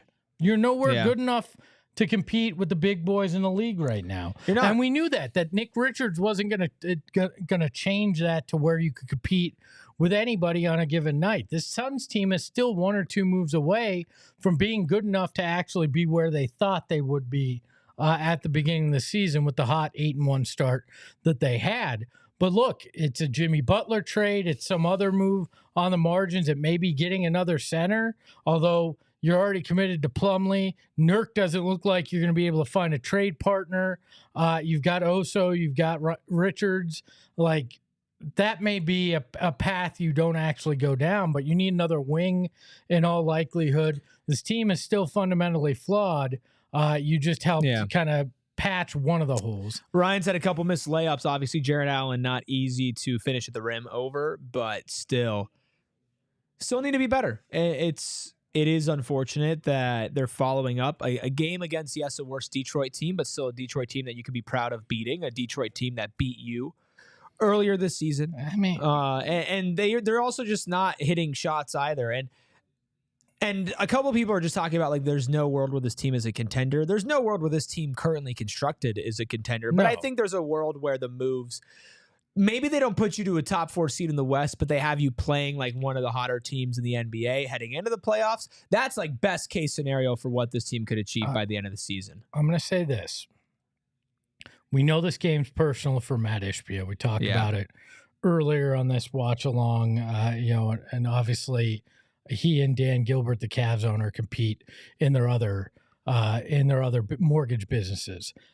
I think you look at this and the way this game's going. If you lose by 20 plus in this game, you hear Brian Windhorst, talk this morning on his podcast about how the Heat are becoming more and more motivated to move Jimmy Butler. Mm-hmm. You add that with the report from John Gambadoro that they have yet to be willing to include the 2031 pick in any of these discussions. I think we're at a point where this might be the tipping point where you go in and they may move that 2031 pick into the center of the table because we know Matt Ishbia feels a certain way about things, and his willingness to be aggressive. I think this kind of game might be the one that goes, okay, we're definitely not a competing team against the better teams. No. Time to make a move. Yeah, I kind of went into this game trying to not like free fall when I knew that they were going to lose. I know I picked them to win, but it's the Cavs. So you're like you walk away with a loss. You're not gonna beat yourself up over it. But I think what we're seeing today, and I want to dive more into this in our post game show, which I want to make sure all 118 of you in here right now. Wow. Good amount of you in here right now. I want to make sure all of you are also tuning into our post game. We're going to talk about all the bad. We'll talk about some trades as well. And of course, we have a 3 p.m. show tomorrow where we're going to do a lot of trades. But you're seeing in the Cavs, and somebody said in the chat, Eric with a C, says, bummer the Cavs are in put you to bed mode. That's the mode that we've been asking for the Suns to have all season. And you're looking at a team that has it. Down Evan Mobley, down Karis LeVert. There. Ryan Dunn decided to wake up. Welcome to the offensive party, bud. I mean, that's nice. Hopefully that can energize, and that can be the play that energizes you. But You're the still Cavs, down 22. This is the Cavs that, like, what we've asked for the Suns to have as far as flip a switch to play good without your best player, right? This is what it looks like, right? This is a team, and this is what it looks like to an incredible level. Because the Cavs are an incredible team, a very well-coached team, tons of talent, really well built and put together. But they don't take their foot off the gas. They play extra hard on defense. They give extra effort when they're up because they know that they're good enough to put this away for good instead of what we've seen from the Suns, which is when you get a lead, i.e. the Washington Wizards, you just kind of take your foot off the gas and you let a bad team get back into it. And that's not what championship contenders do. But that's why I think Jimmy Butler could actually make a difference, because Jimmy Butler ain't going to let anybody take minutes off. Like, he's going to be in your grill. He's going to be pushing you every second. Now, would that work? I don't know. I don't know if some of these guys can handle that reality, right? Like, I mean, we'll see. We'll learn a lot about mental toughness. But right now, 11 turnovers for the Suns, 3 for the Cavs, and 11 points off turnovers. It's a big reason why this is a 20-point game right now. And does a Jimmy Butler change that for you? Maybe he changes it, but does he fix it? That's the thing, is it might get better, but it might. I don't know that it even gets better, because it's not as if Bradley Beal's the big reason why you're turning the ball over. No, but again, you're talking fit, right? We look at Ryan Dunn and his 4 points tonight. I mean, Bradley Beal tonight as well has not had a great game. You know, it's not like Bradley Beal's been the reason you're in this game. I don't think he's checked in this half yet. No, not yet. Grayson has. Grayson was the first off the bench. Driving and Delivering says, if you get Jimmy, you'll be in NBA purgatory for the next 5+ years. Ask Philly how it goes signing aging injury players to max deals. Look, I think you're going to be in basketball purgatory if you don't make the move too. Yeah. Like, at this point, you're all in, right? You've basically depleted all your draft capital. You're not going to be taken seriously if you deal Kevin Durant and Devin Booker at this point. And if you trade Kevin Durant, you're trading Devin Booker, right? Like, because you're not going to put Devin Booker through a rebuild. He's not going to want to sit through that. That's not what he's here for. Kara says Jimmy won't fix effort. I don't know, but you ain't fixing it the way you are right now either. Right. And, I don't see it. Devin Booker now 200 points away from being the all-time leading scorer for the franchise. Something good. I mean, that's 10 games at 20 points a game. Driving and Delivering says, thanks for the read. Love your show. Thanks for being here. Driving Delivery. Thanks for being here. Lonnie, Cara, RMD, Joe Cool. Great name. Tim Chappell, whatever it is. Hello. Optical Illusion. Gamer F2P. That dude. What's up, that dude? I haven't seen you in here yet. Lucas says start the post-game show. This is we're the pre-post-game show right now. I want to know, Driving and Delivering, since, you know what, we've got time to have a conversation. What would you do to fix this team? And the whole chat can answer that as well. I mean, what are you looking at? Is there a move or two that could actually fix this Suns team? Or are you at a point where you think the fuse has been lit to blow it up? I want to know that. I don't want to overreact to one bad outing against the best team in the Eastern Conference, but we've also seen this team fluctuate all year like this. So I want to know what you all think. Driving Delivering says, got to get younger. Exodus says, trade them all. Oh, it's been too hard when it will be too hard when no teams want Nurk or Beal, unfortunately. Some people say time machine. But Exodus said not going anywhere. That's the thing, though, right? Rim protection effort, defense is Kara. If you can't deal Nurk or Beal, then your move, if you want to get younger, is trading Durant and Booker. And do you really want a year of Beal and Nurk and 2 years of Beal, if not 3, if he picked up his player option? Like, the path gets darker if you try to blow it up. I'm just going to say that. Yeah, I think you get worse to where you are right now, but do you have hope, right? And I think that's the big thing that a lot of people who are leaning towards the blow it up portion of the program. Not KD's burner says Jimmy Butler and Steven Adams fixes it. How awesome would it be if not KD's burner was KD's burner? I hope he's not in the huddle right now. Joe Cool says, do you trade for Jimmy and then trade Grayson for CP3? One last hurrah for CP3. No.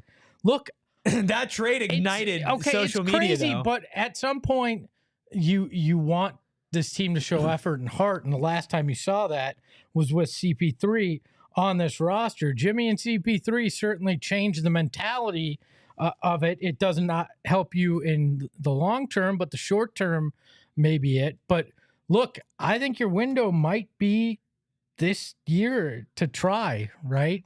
Because Wemby is becoming a beast in the West. That's true. You do have a ticking clock. He's going to get better, right? There's just, that's the reality of this Western Conference. It is not going to get easier. Houston's going to get better, right? So either you're all in this year or you're all out for the next 4 or 5 years. And I don't know that I'm ready for the all out approach right now because, Wemby's going to dominate the West for the next 10 years if he doesn't get injured, right? Yeah. That's the reality here. He's a freak. I've called him the Bizarro Shaq. He's the kind of center that's going to dominate the league the way Shaq did, but in polar opposite ways of it. And I'm not blaming Kevin Durant in any way. Yeah, I was about to say, who's blaming Kevin Durant? Kevin Durant deserves better than what he's gotten this season, and particularly what he's gotten in this game. So it's certainly not that. I don't know if the chat's saying that, but I guess okay. Why did the Suns trade for a 35-year-old declining KD in the first place from RMD? Maybe that's the reference, but Joel says, stop living up in the clouds and actually have some logic here. Okay, if the logic is blow it up, you're trading Devin Booker. Like, I don't know where this half-assed approach that people think you're going to be able to take where you just trade Kevin Durant and you don't move on from Devin Booker and then somehow you're still stuck with Bradley Beal, that leads to anything better. Maybe it gets you a few of your draft picks back if you trade with Houston or whatever, but I don't think it gets you on a path to win better or win sooner. Yeah, listen, the thing that sucks is that whichever way you go, if you go the all-in route, if you go the blow-it-up route, if you try to toe that line in between and try to find a balance, you're taking a massive risk. You are already in high-stakes scenarios no matter which way you go. You stay the same, you go all in, you blow it up. You are taking massive gambles every single step of the way. You go all in, you're gambling on Jimmy Butler. You're gambling on having no draft assets. You try to toe the line, you gamble on wasting the prime of Kevin Durant and Devin Booker. And you go to blow it up, and you're gambling on the fact of we have two of the best scorers that the league has ever seen, one of the greatest players the league has ever seen. We had them under one roof for multiple years, and we're trading them to try to draft some people who could even come close to emulating them. Yeah. You're gambling all 3 steps of the way. It's just a pick your poison type of scenario, which is why I'm not shocked that a bunch of people feel differently about it and strongly. I look at this. That dude says, hard truth, the Suns are stuck. And I think that might actually be the hard truth. But that's why if you have the opportunity to trade Bradley Beal and bring in a Jimmy Butler or Chris Middleton and Bobby Portis, I do it. I do it because this iteration right now isn't going anywhere. You might be stuck in basketball purgatory, but you got to make a trade to see if you can get yourself out of it in the short term. And that's why I'm a believer in making that kind of move. Jewel says, Espo, I'm talking about the people thinking we can trade Beal and Nurk this year. It's simply not happening. I don't think you're trading both, but I think there might still be a path to move Bradley Beal, and I think that's the path you have to explore. Whatever it is, you can't have Bradley Beal on this roster for 2 more years. It just won't work in any way, shape, or form. It's not going to be a good thing. So I think you got to do that for sure and make that move. S says, can we at least agree that this is so much better than Sarver? I trust SBR. I trust James Jones. I trust Bud. I trust KD, Beal, Book. They'll figure it out. Okay, I agree. This is a billion times better than Robert Sarver, having a cheap owner who is, questionable at best in terms of off the court to keep it civil. I do trust Ishbia to want to do the right thing. I have my questions about James Jones, and I have my question about this big three. I think we've gone pat. Book, Beal, and KD aren't going to work. Correct. I think we can get to that point now. So yeah, I agree. I think there's always going to be a part of me that is going to be like, oh well, maybe, right? And that's like, that's like my fatal flaw as a fan. Every single year going into the Suns season, I'm like, best case scenario, I could talk myself like championship, right? What if this, and that happened? Like, but you're looking at Bradley Beal now, and in theory, even Devin Booker said it, like, who's going to guard us, right? In theory, we talk about these 3 players going together, 3 guys who can get their shot at any level, 3 smart basketball players, 1 incredibly great passer in Devin Booker, and 2 capable passers, and Beal and Durant, especially at the time going into it. And Book is tall enough to think they can share the court together, and Book can play some point guard, right?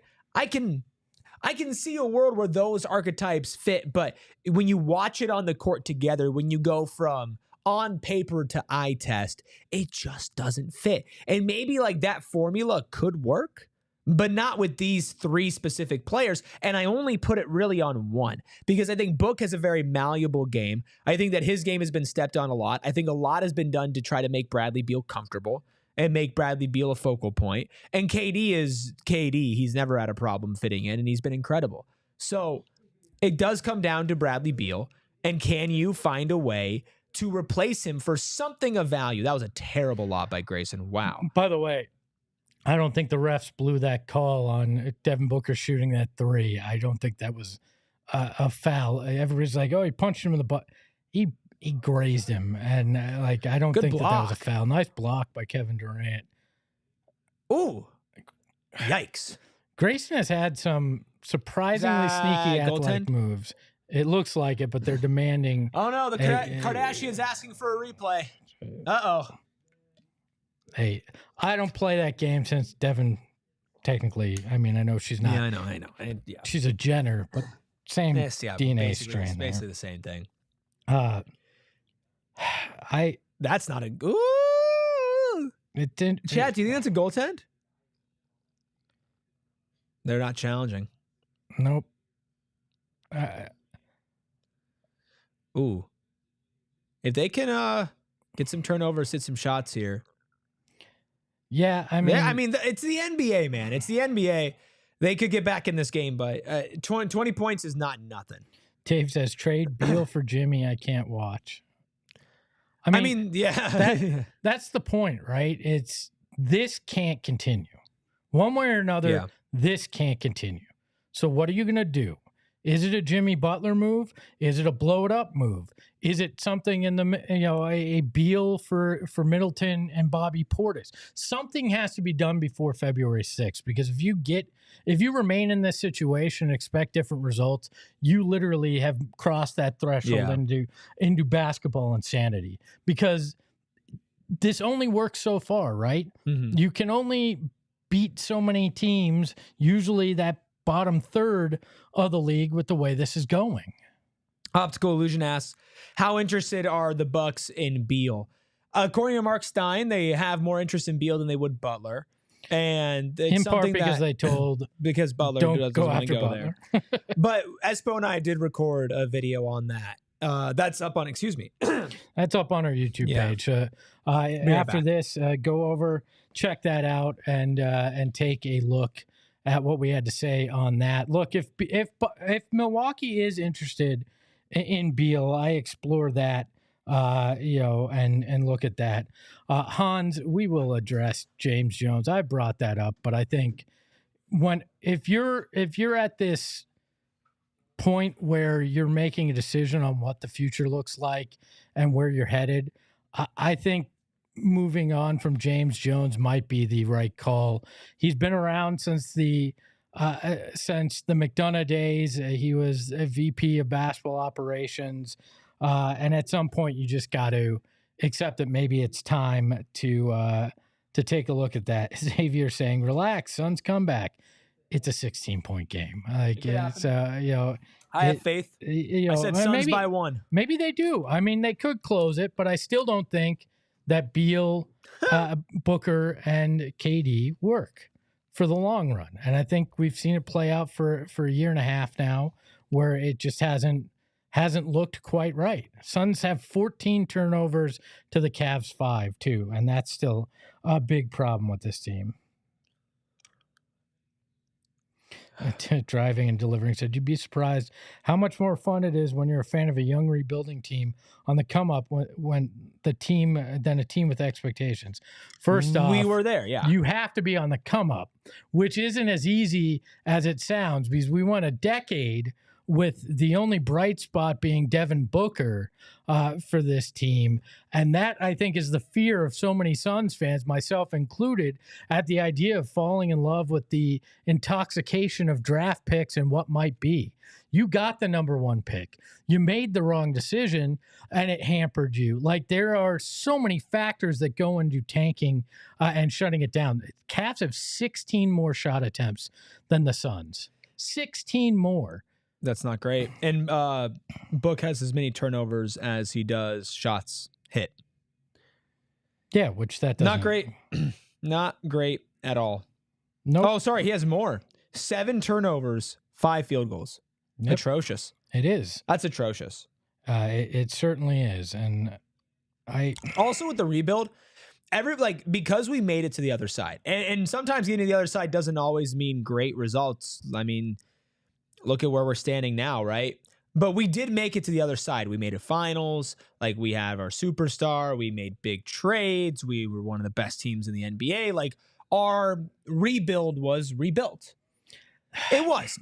It absolutely was. No, it wasn't rebuilt necessarily. Well, okay. No, you drafted Booker, but Ayton, McHale, Cam Johnson, and you found Cam Payne out of nowhere. You built your rebuild, right? You made a trade to get a superstar. Like, you completed the process. Like, even though the Suns haven't won a championship, as far as rebuilds go, like, they had a successful rebuild. There are teams like Chicago, right, who is perpetually stuck in nothingness, right? A team like Washington, okay, who's been perpetually stuck in a rebuild as well. Okay, you can be stuck for a really long time. The Suns were stuck for a decade. I know, but that's what I'm saying. But is look, because we made it to the other side, I think people assume we're going to get to the other side again, and it's like there's no guarantee that you even make a conference finals if you rebuild. And if it took me a decade to rebuild a house, people would be pretty damn pissed off that they've taken 10 years. Like, a basketball team should not take a full decade to get there, and it took Chris Paul saying, I want to be in Phoenix for you to get there. I mean, the reality is, before Chris Paul came here, this still wasn't a team even close to the playoffs. They were sub 500. People go, oh, well, they 8-0 bubble run. They almost made the playoffs. Yeah, that was such a bizarre season.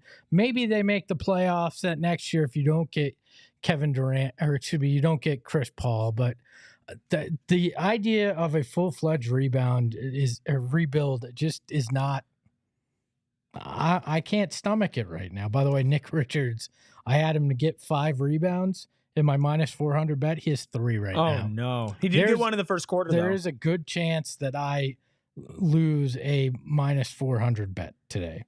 Yeah. So I got that going for me.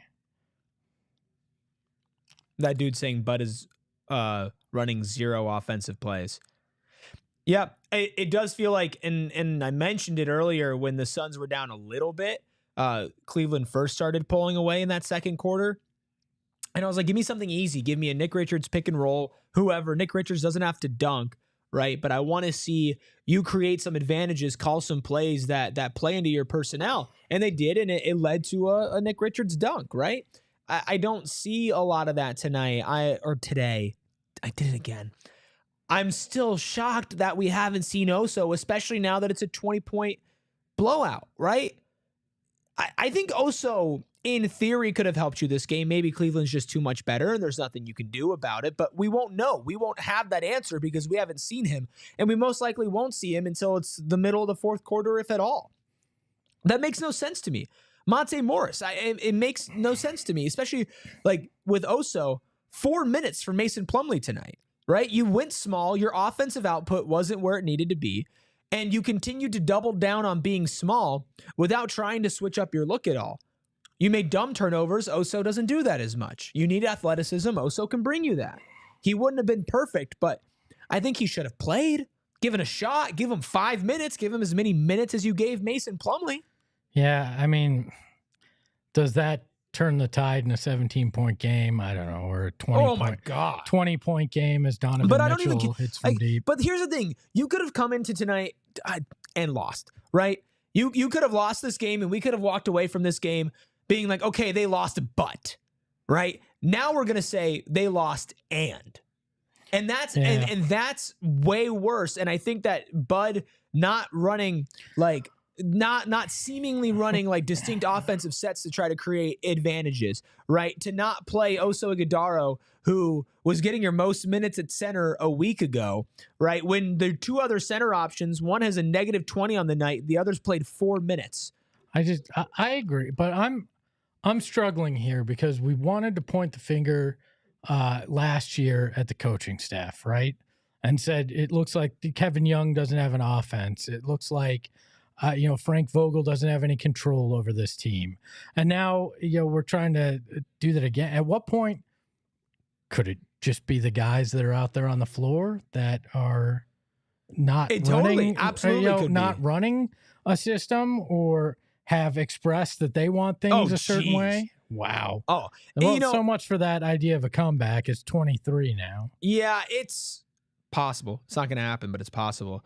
Lucas says just pull the starters. I mean, listen, it's like worst case scenario right now, right? Cleveland is just bombing away from 3. They're hitting crazy shots. They have been all game. The refs have not been fantastic. You're getting no offensive output from Nick Richards, who gave you 20 and 10 last game. You're getting 4 points and 2 rebounds from Ryan Dunn, who has set his career high in scoring and rebounds within the last week. You get 13 points from Devin Booker, who just set or tied the current season record for most consecutive game with 30 points with 5.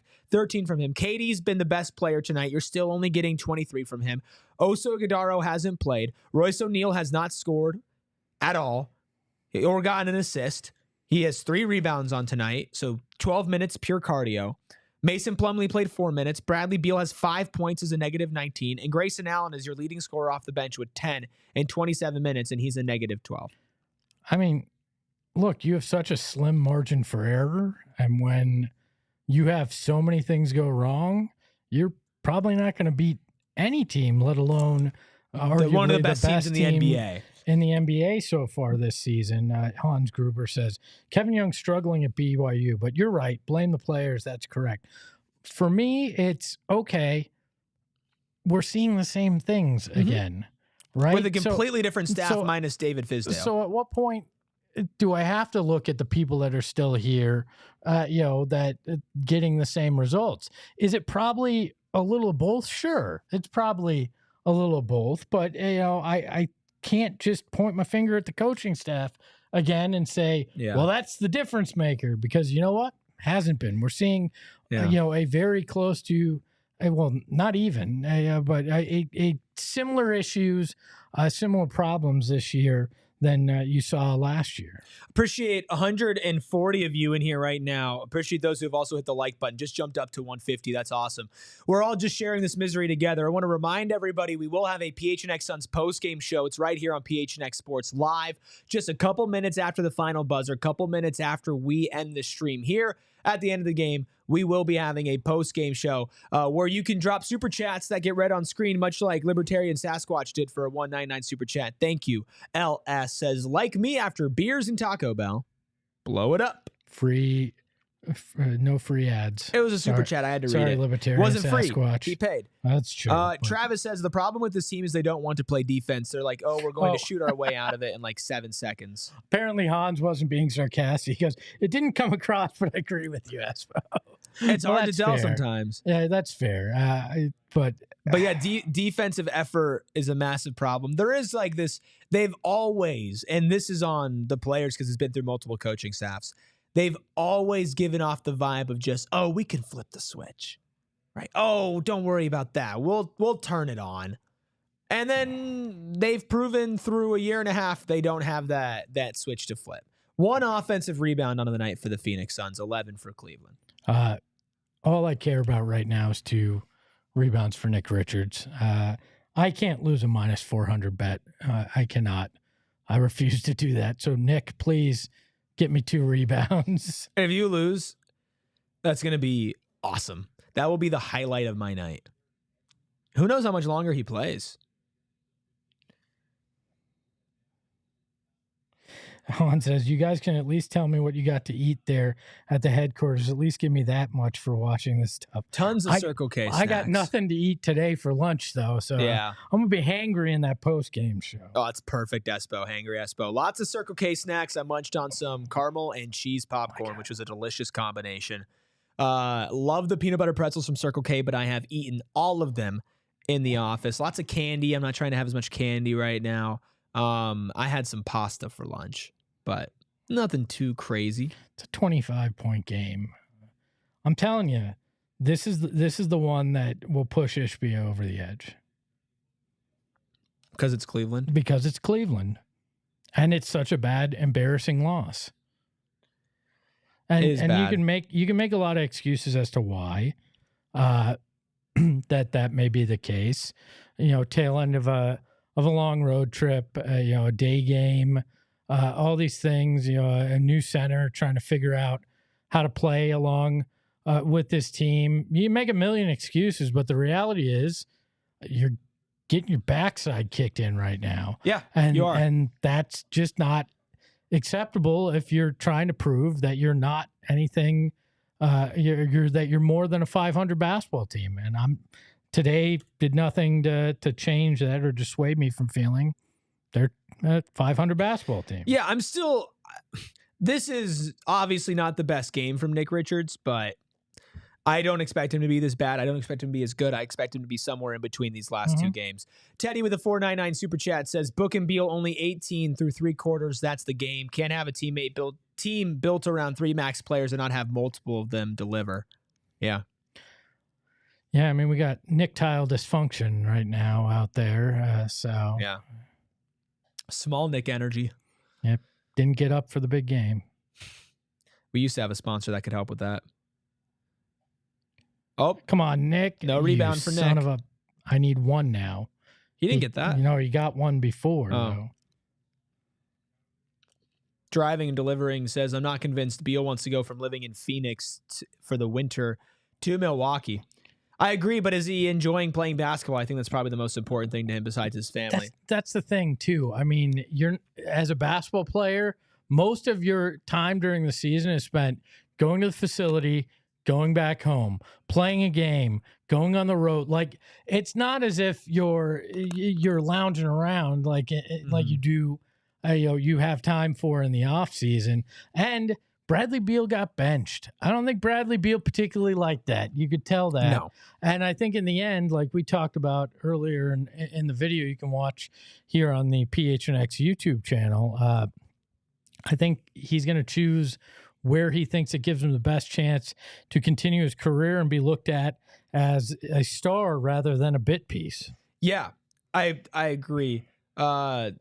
Tim says, let's talk trades now. We will talk a little trades in the postgame show, but we're going to save a lot of that talk for tomorrow's 3 p.m. show. If you are new around here, we do pre-games, post-games. Sometimes we do watch-alongs like this one right here, and we do 3 p.m. shows in between them all. That review guy, which, hey, welcome back. I'm going to say welcome back. Haven't seen you around as much, but I always remember the name. That review guy says, Suns still need more size, and Dunn is a bench guy. Tyus is also a bench guy. Pranesh says, how's Nick Richards faring today? Not great. Nick Richards has 2 points, 4 rebounds, 1 assist, 2 turnovers, a block, and 5 personal fouls in 20 minutes. Good for a negative 24. Yeah, not great. Not great, Bob.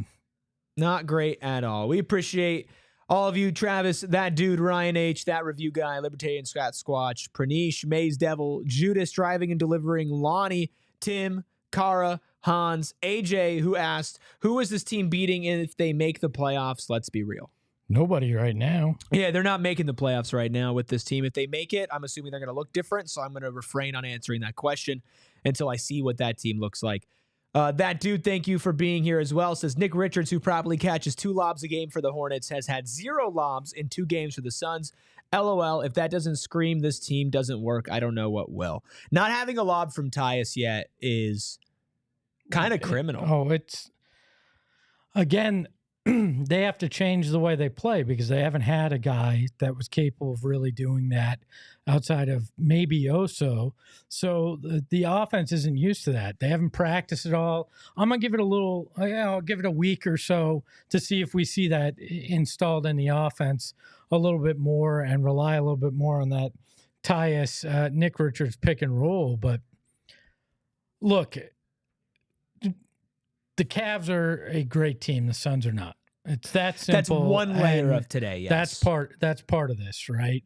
For sure. So, and you need the nick and roll. I mean, that's going to be a part of the offense they have to figure out, and that's going to be on Budenholzer to install that in the offense and say, look, I know what we've done in the past. I know what our system was, but we've got to alter it based on what we have, right? And that's going to be part of figuring this out. So Ryan just sums it up. What really matters, though, says we will always have KD coming to the Suns, so Espo could eat a shoe. This is true. I mean, look, this has not gone the way anybody thought. Nope.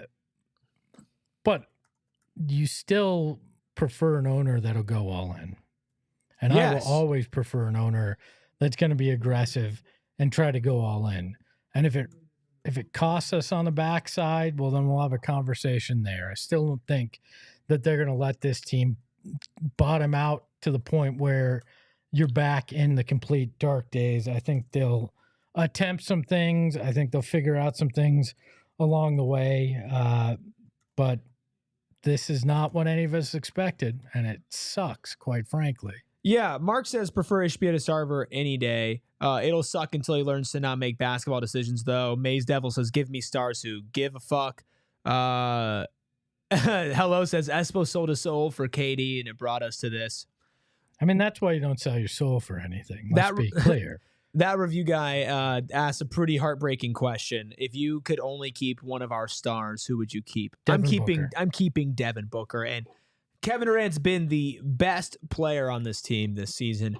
He has been the best player on this team since he got on the floor. In my estimation, he's been the best player on every team he's ever been on, period. However, he is not Devin Booker in the sense that Book's been here a decade. Oh. Book is our guy. Book is younger. Book is the person that you would build around if you blow it up. KD would be the first domino to fall if you blow it up. And that's more of a respect to KD and his legacy and his career, but also in respect to Booker. It sucks. But if you made me choose, I got to roll with Book just because the legacy part of it. Well, look, if the question is what you keep, which what he asked, it's Devin Booker because he's younger, what he's meant to the franchise. There's multiple reasons, but I think if you blow it up, I think you're blowing up everything. I just can't do. I'm sorry, I just can't do it. And if that stops me from rebuilding, then it stops me from rebuilding. That's what I think is going to happen. Think about Dirk Nowitzki, right? Think about his career arc. Earlier in his career, right? He's in his early stage of his prime, has a dominant number 1 seed in the West, a really well-built team. You get upset in the first round by an upstart Golden State team, right? Dirk goes through some dark years, some dark times. He sticks with the franchise, 2011, goes on and wins a championship as one of the most universally beloved players and one of the most respected champions in NBA history. You trade Devin Booker, I'm not saying that you're going to get the Dirk Nowitzki arc, but you're giving up the Dirk Nowitzki arc. You're giving up any chance of it, right? You're Kobe Bryant's, like you're players that stayed with one team and got it done. You can win a championship with Devin Booker on your team, right? You can win a championship as the Phoenix Suns. Like it's possible, right? The Toronto Raptors won a damn championship. I can't give up that guy. There you go. Dunk from Nick. I don't. If you're blowing it up, you're trading both of them. You're not going to go in a half rebuild because then you're asking Devin Booker to stay around for mediocrity or until you can try to figure out how to get another star, those kind of things. And I think that is why you will wind up not rebuilding the way that a lot of people want. I think that's why they're going to keep trying to retool rather than rebuild, and we'll see if it works. I mean, there hasn't been a lot of examples of retooling that have changed the course of franchises. Teddy with the $9.99 Super Chance says the only chance this team has is if 2 of the 3 go for 25 plus a night. That's how this team was built. They haven't gotten that the majority of the year, and that's just the honest truth. I don't disagree with you there, Teddy. And then Kareem says, Tyus is fine. The offense is stagnant, not much movement. One of the stars has 7 turnovers, and one of them, which was a failed lob attempt to Richards. I mean, that's fair. A lot of people in the chat not loving the Dirk comparison because Dirk's a better player all time. They didn't sell out their team for Dirk. Dirk plays a different position. I wasn't comparing them as players. I'm just saying you keep a franchise guy around, like it means more. That was more the angle I was going for. Dunn's been going for some posters recently. Hasn't got them, but yeah, I mean, they've been erased. So. Yeah. Oof. Hey, you know what? Guard Donovan Mitchell. That might be a good idea. I don't know why I'm screaming when it's a 31-point game, but save it for the post-game screaming. Nick Richards jumper. That's the stage of the game that we're at, ladies and gentlemen. One more rebound, Nick. I cannot lose a minus 400 bet. He might get pulled soon. Oh, that was a nice block. Not a rebound, though. Miss it, Book, so Nick can get the rebound. I don't even know. I don't think there's any chance my bet hits. No, there isn't. No, because Book would need to go crazy. I think legit all I need is the... Oh, KD has 1 assist. No chance. Yeah, I think I just need the Nick Richards. I'd hope so, dude. Rebound. It's a negative 10 million bet. Yeah.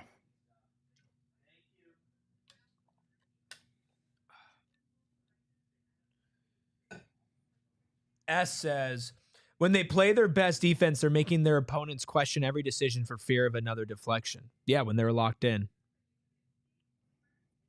When the Suns play their best on offense, they're making the defense scramble for 10 seconds straight, tiring them out for later. Yeah, they have the peaks. But we don't even see the peaks on a game basis. We are lucky to see a peak a week. You have the peaks, but the valleys are and you ain't rallying the valleys. No, you don't want to rally on that valley. They are very deep and dark valleys that this team can find themselves in. I don't know, man. I just keep coming back to it, and I said it before. If they had this kind of performance against the Cavs, I think this is the delineation mark. Judas asks, why are y'all so obsessed with KD to Houston? It's just reporting. Like lots of reports have linked that, and Houston has all of Phoenix's picks because Brooklyn swapped it with them. So that's kind of like the logical destination. They're a team that's trying to win now. Mm-hmm. They would probably go after him. Sam says, we're going to lose to the Nets again, aren't we? I think this team is better against the bad teams now, but they're not good enough to be good against the good teams. I know that's not standing out on a limb right now. Yeah. But I think it's kind of where they are. So that review guy just backfiring. I feel like I haven't read or seen your name in so long, and now you're just bang, bang, bang, bang, bang. I love that. I hope everybody knows that even if you take a break from our streams, you will always be welcome back with open arms. We remember like a lot of you that are in most of the shows. Like that review guy, like I know you. Says Suns need toughness and more spicy players. Jimmy Butler might be that guy. They're saying Gerald was correct in the chat. I don't know about that. No, they're saying Tyus Jones has changed nothing for the franchise. Gerald was correct. I'm joking. Damian Lee Hours. This means Nick Monte Richards Morris is out, and I'm so no screwed. way. You just lost a negative 400 bet. I might. That's insane. I might make some trades myself. That's insane. Oh, so said. Oh, I'm tweeting out your bet. Wow. I'm tweeting out your bet from the Suns account. I'm sorry. That's the kind of day that today is. Oh, and they gave up another 3.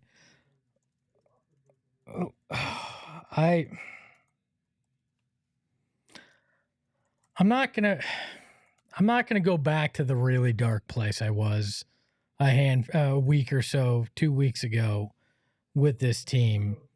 But this is pretty demoralizing from the fact that you went back to the questions about effort, questions about ability to not turn over the ball. Yep. All those kind of questions that have plagued this team for the better part of 2 years.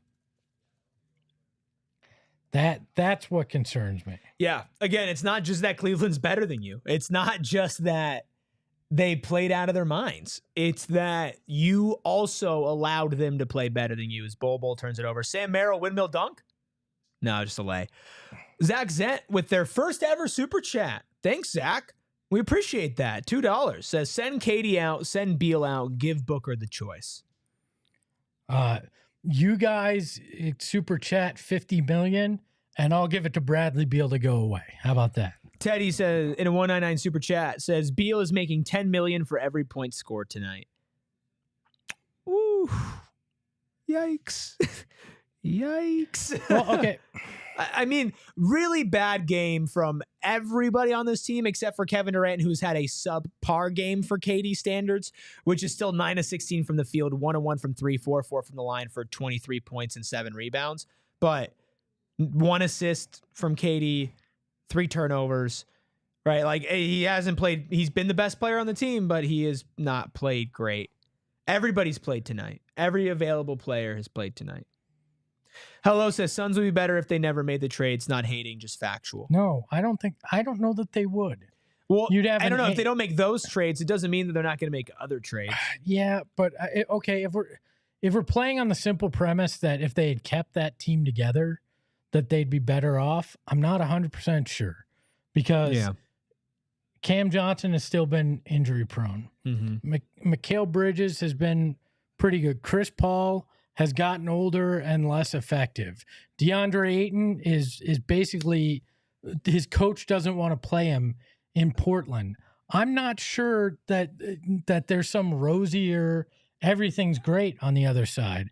Right. And the fun part is we'll never know, but assuming that it would be greener on that other side if you hadn't made those moves, is what fans are always going to defer to. Oh, right? Yeah. You're always going to, oh, man, Amani Bates is getting minutes against us, man. We are cooked. Cooked. If Amani Bates is getting minutes against us, yikes. Yikes, yikes, yikes. Yeah, Portland fans are about ready to riot for DeAndre Ayton to be off of their team. Ryan says, so what you're saying is we're doomed. I don't know. There's a path to try to dig yourself out in the present that might hurt your future. And there's a path to try to potentially give yourself a brighter future while probably mortgaging the next 5 years. You, I think, are stuck in, I keep saying it, basketball purgatory right now.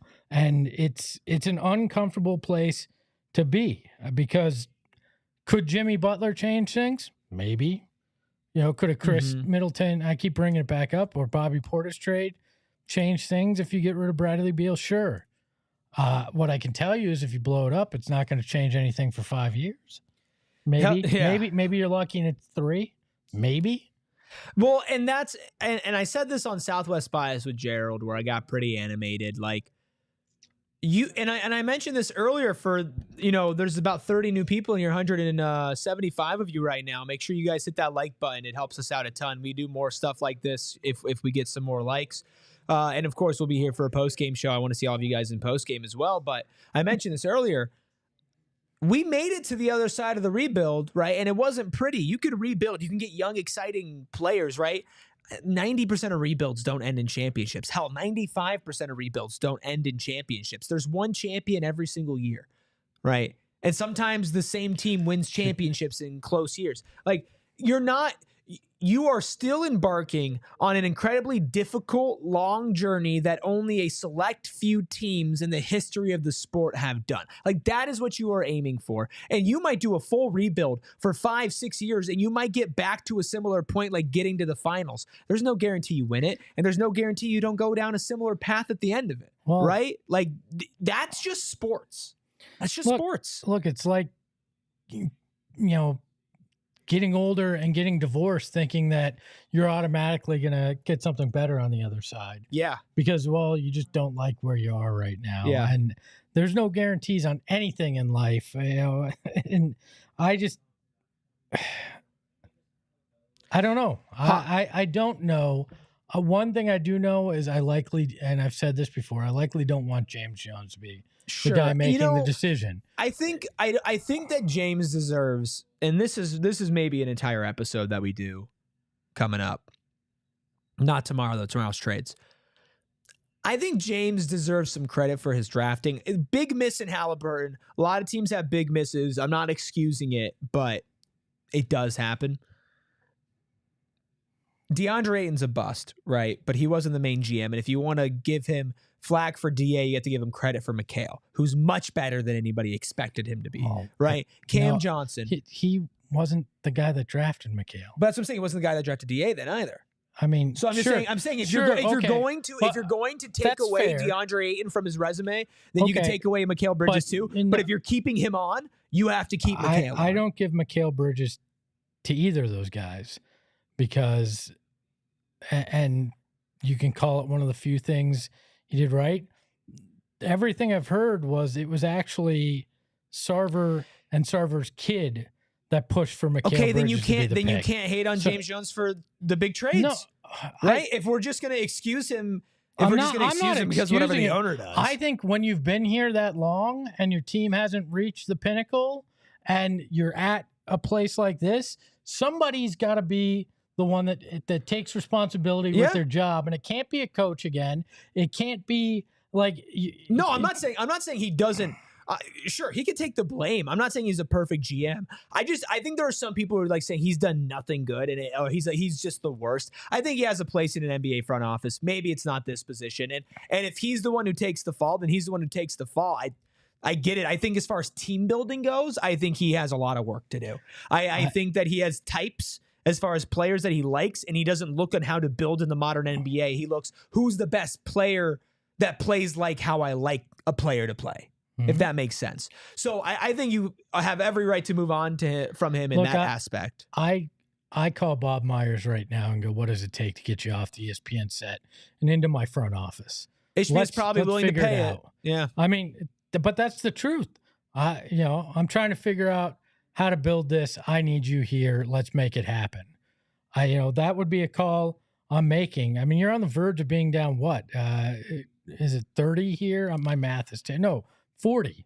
You're on the verge of being down 40 points. Bull's playing. Woo, Bull. I have something. I have a question for you. Mm-hmm.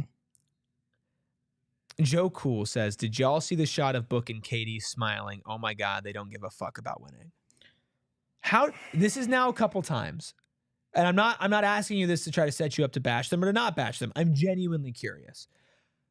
How do you feel about now it not becoming a pattern, but we've seen multiple instances of Book and Durant smiling during some pretty tough losses? I don't know. I mean, for all you know, somebody yelled something ridiculous about Bol Bol or Oso Iguodala that they found funny. And like, right. I don't know. I've been somebody that at times in my career, I've just been pissed off constantly because things weren't going my way. And as I've gotten older, I've gotten less like that, where sometimes you accept certain things, and being angry isn't going to change the fact that you're down 38 here. Yeah. Right? Like, so does it not look great? Yeah, of course it doesn't look great, but what we just saw is a rebuild. You just saw Oso Iguodala make a nice outlet pass to Damian Lee to get you excited down 40. That's what you're asking for if you want to rebuild. Genuinely. And I'm not saying that in a bad way. No, I'm just saying that's how it goes. I know, because even the best of the rebuilds, OKC, took forever to get where they are, right? Like, yeah. I mean, I don't know, man. I really don't know at this point, and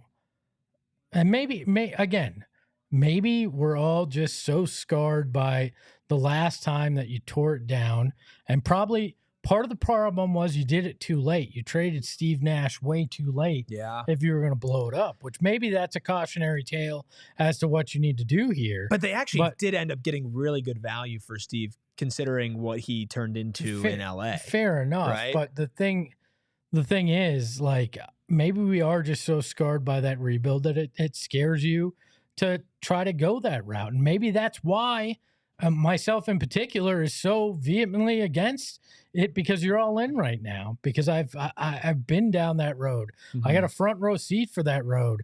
I have the scars to show for it, and I really don't want to go back there. Right? Yeah. I mean, this isn't fun, but it's also not fun having a overall terrible team that's lottery, and then you get excited about draft coverage, and that's it. You don't have a good option right now, and I really wish we had better options for you. But right now, it's just Emoni Bates cooking the Suns. I'm just kidding. He missed the shot. But yeah, being in the second tax apron right now really messes with them. It's super unfortunate that the NBA decided to make spending money illegal as soon as the Suns decided that it was legal to spend money. It really sucks. It really sucks. But I do think that today specifically, losing to this Cavs team, who coming into today, we're at whatever time it is, we're clearly the better team, right? Well, I mean, clearly the better team. But if you lose by 10 and you're competitive, it's different than losing by almost 40, or a chance to actually lose by 40 here. I mean, one of the chatters says it's like Walter White laughing when he found out Skylar gave their money away. I agree. It's like the Joker laughing. At some point, you might just fundamentally be broken by what's going on with it. And, laughing, smiling is, just because you're fundamentally broken by it. I've gotten to points where I'm laughing this season because I don't understand what's going on. It just does not make sense. It doesn't, but it does. It just sucks. It just sucks. That review guy says that's always how it is for the Suns. The NBA moves the goalposts now that we have a rich owner. I blame what's his face there, the president of the PA, McCollum, CJ McCollum. Yeah. CJ McCollum and Grant Williams. So I think if we're required to go through a rebuild and suck, CJ McCollum's required to be on the roster and deal with those losing seasons. I feel like that is a requirement.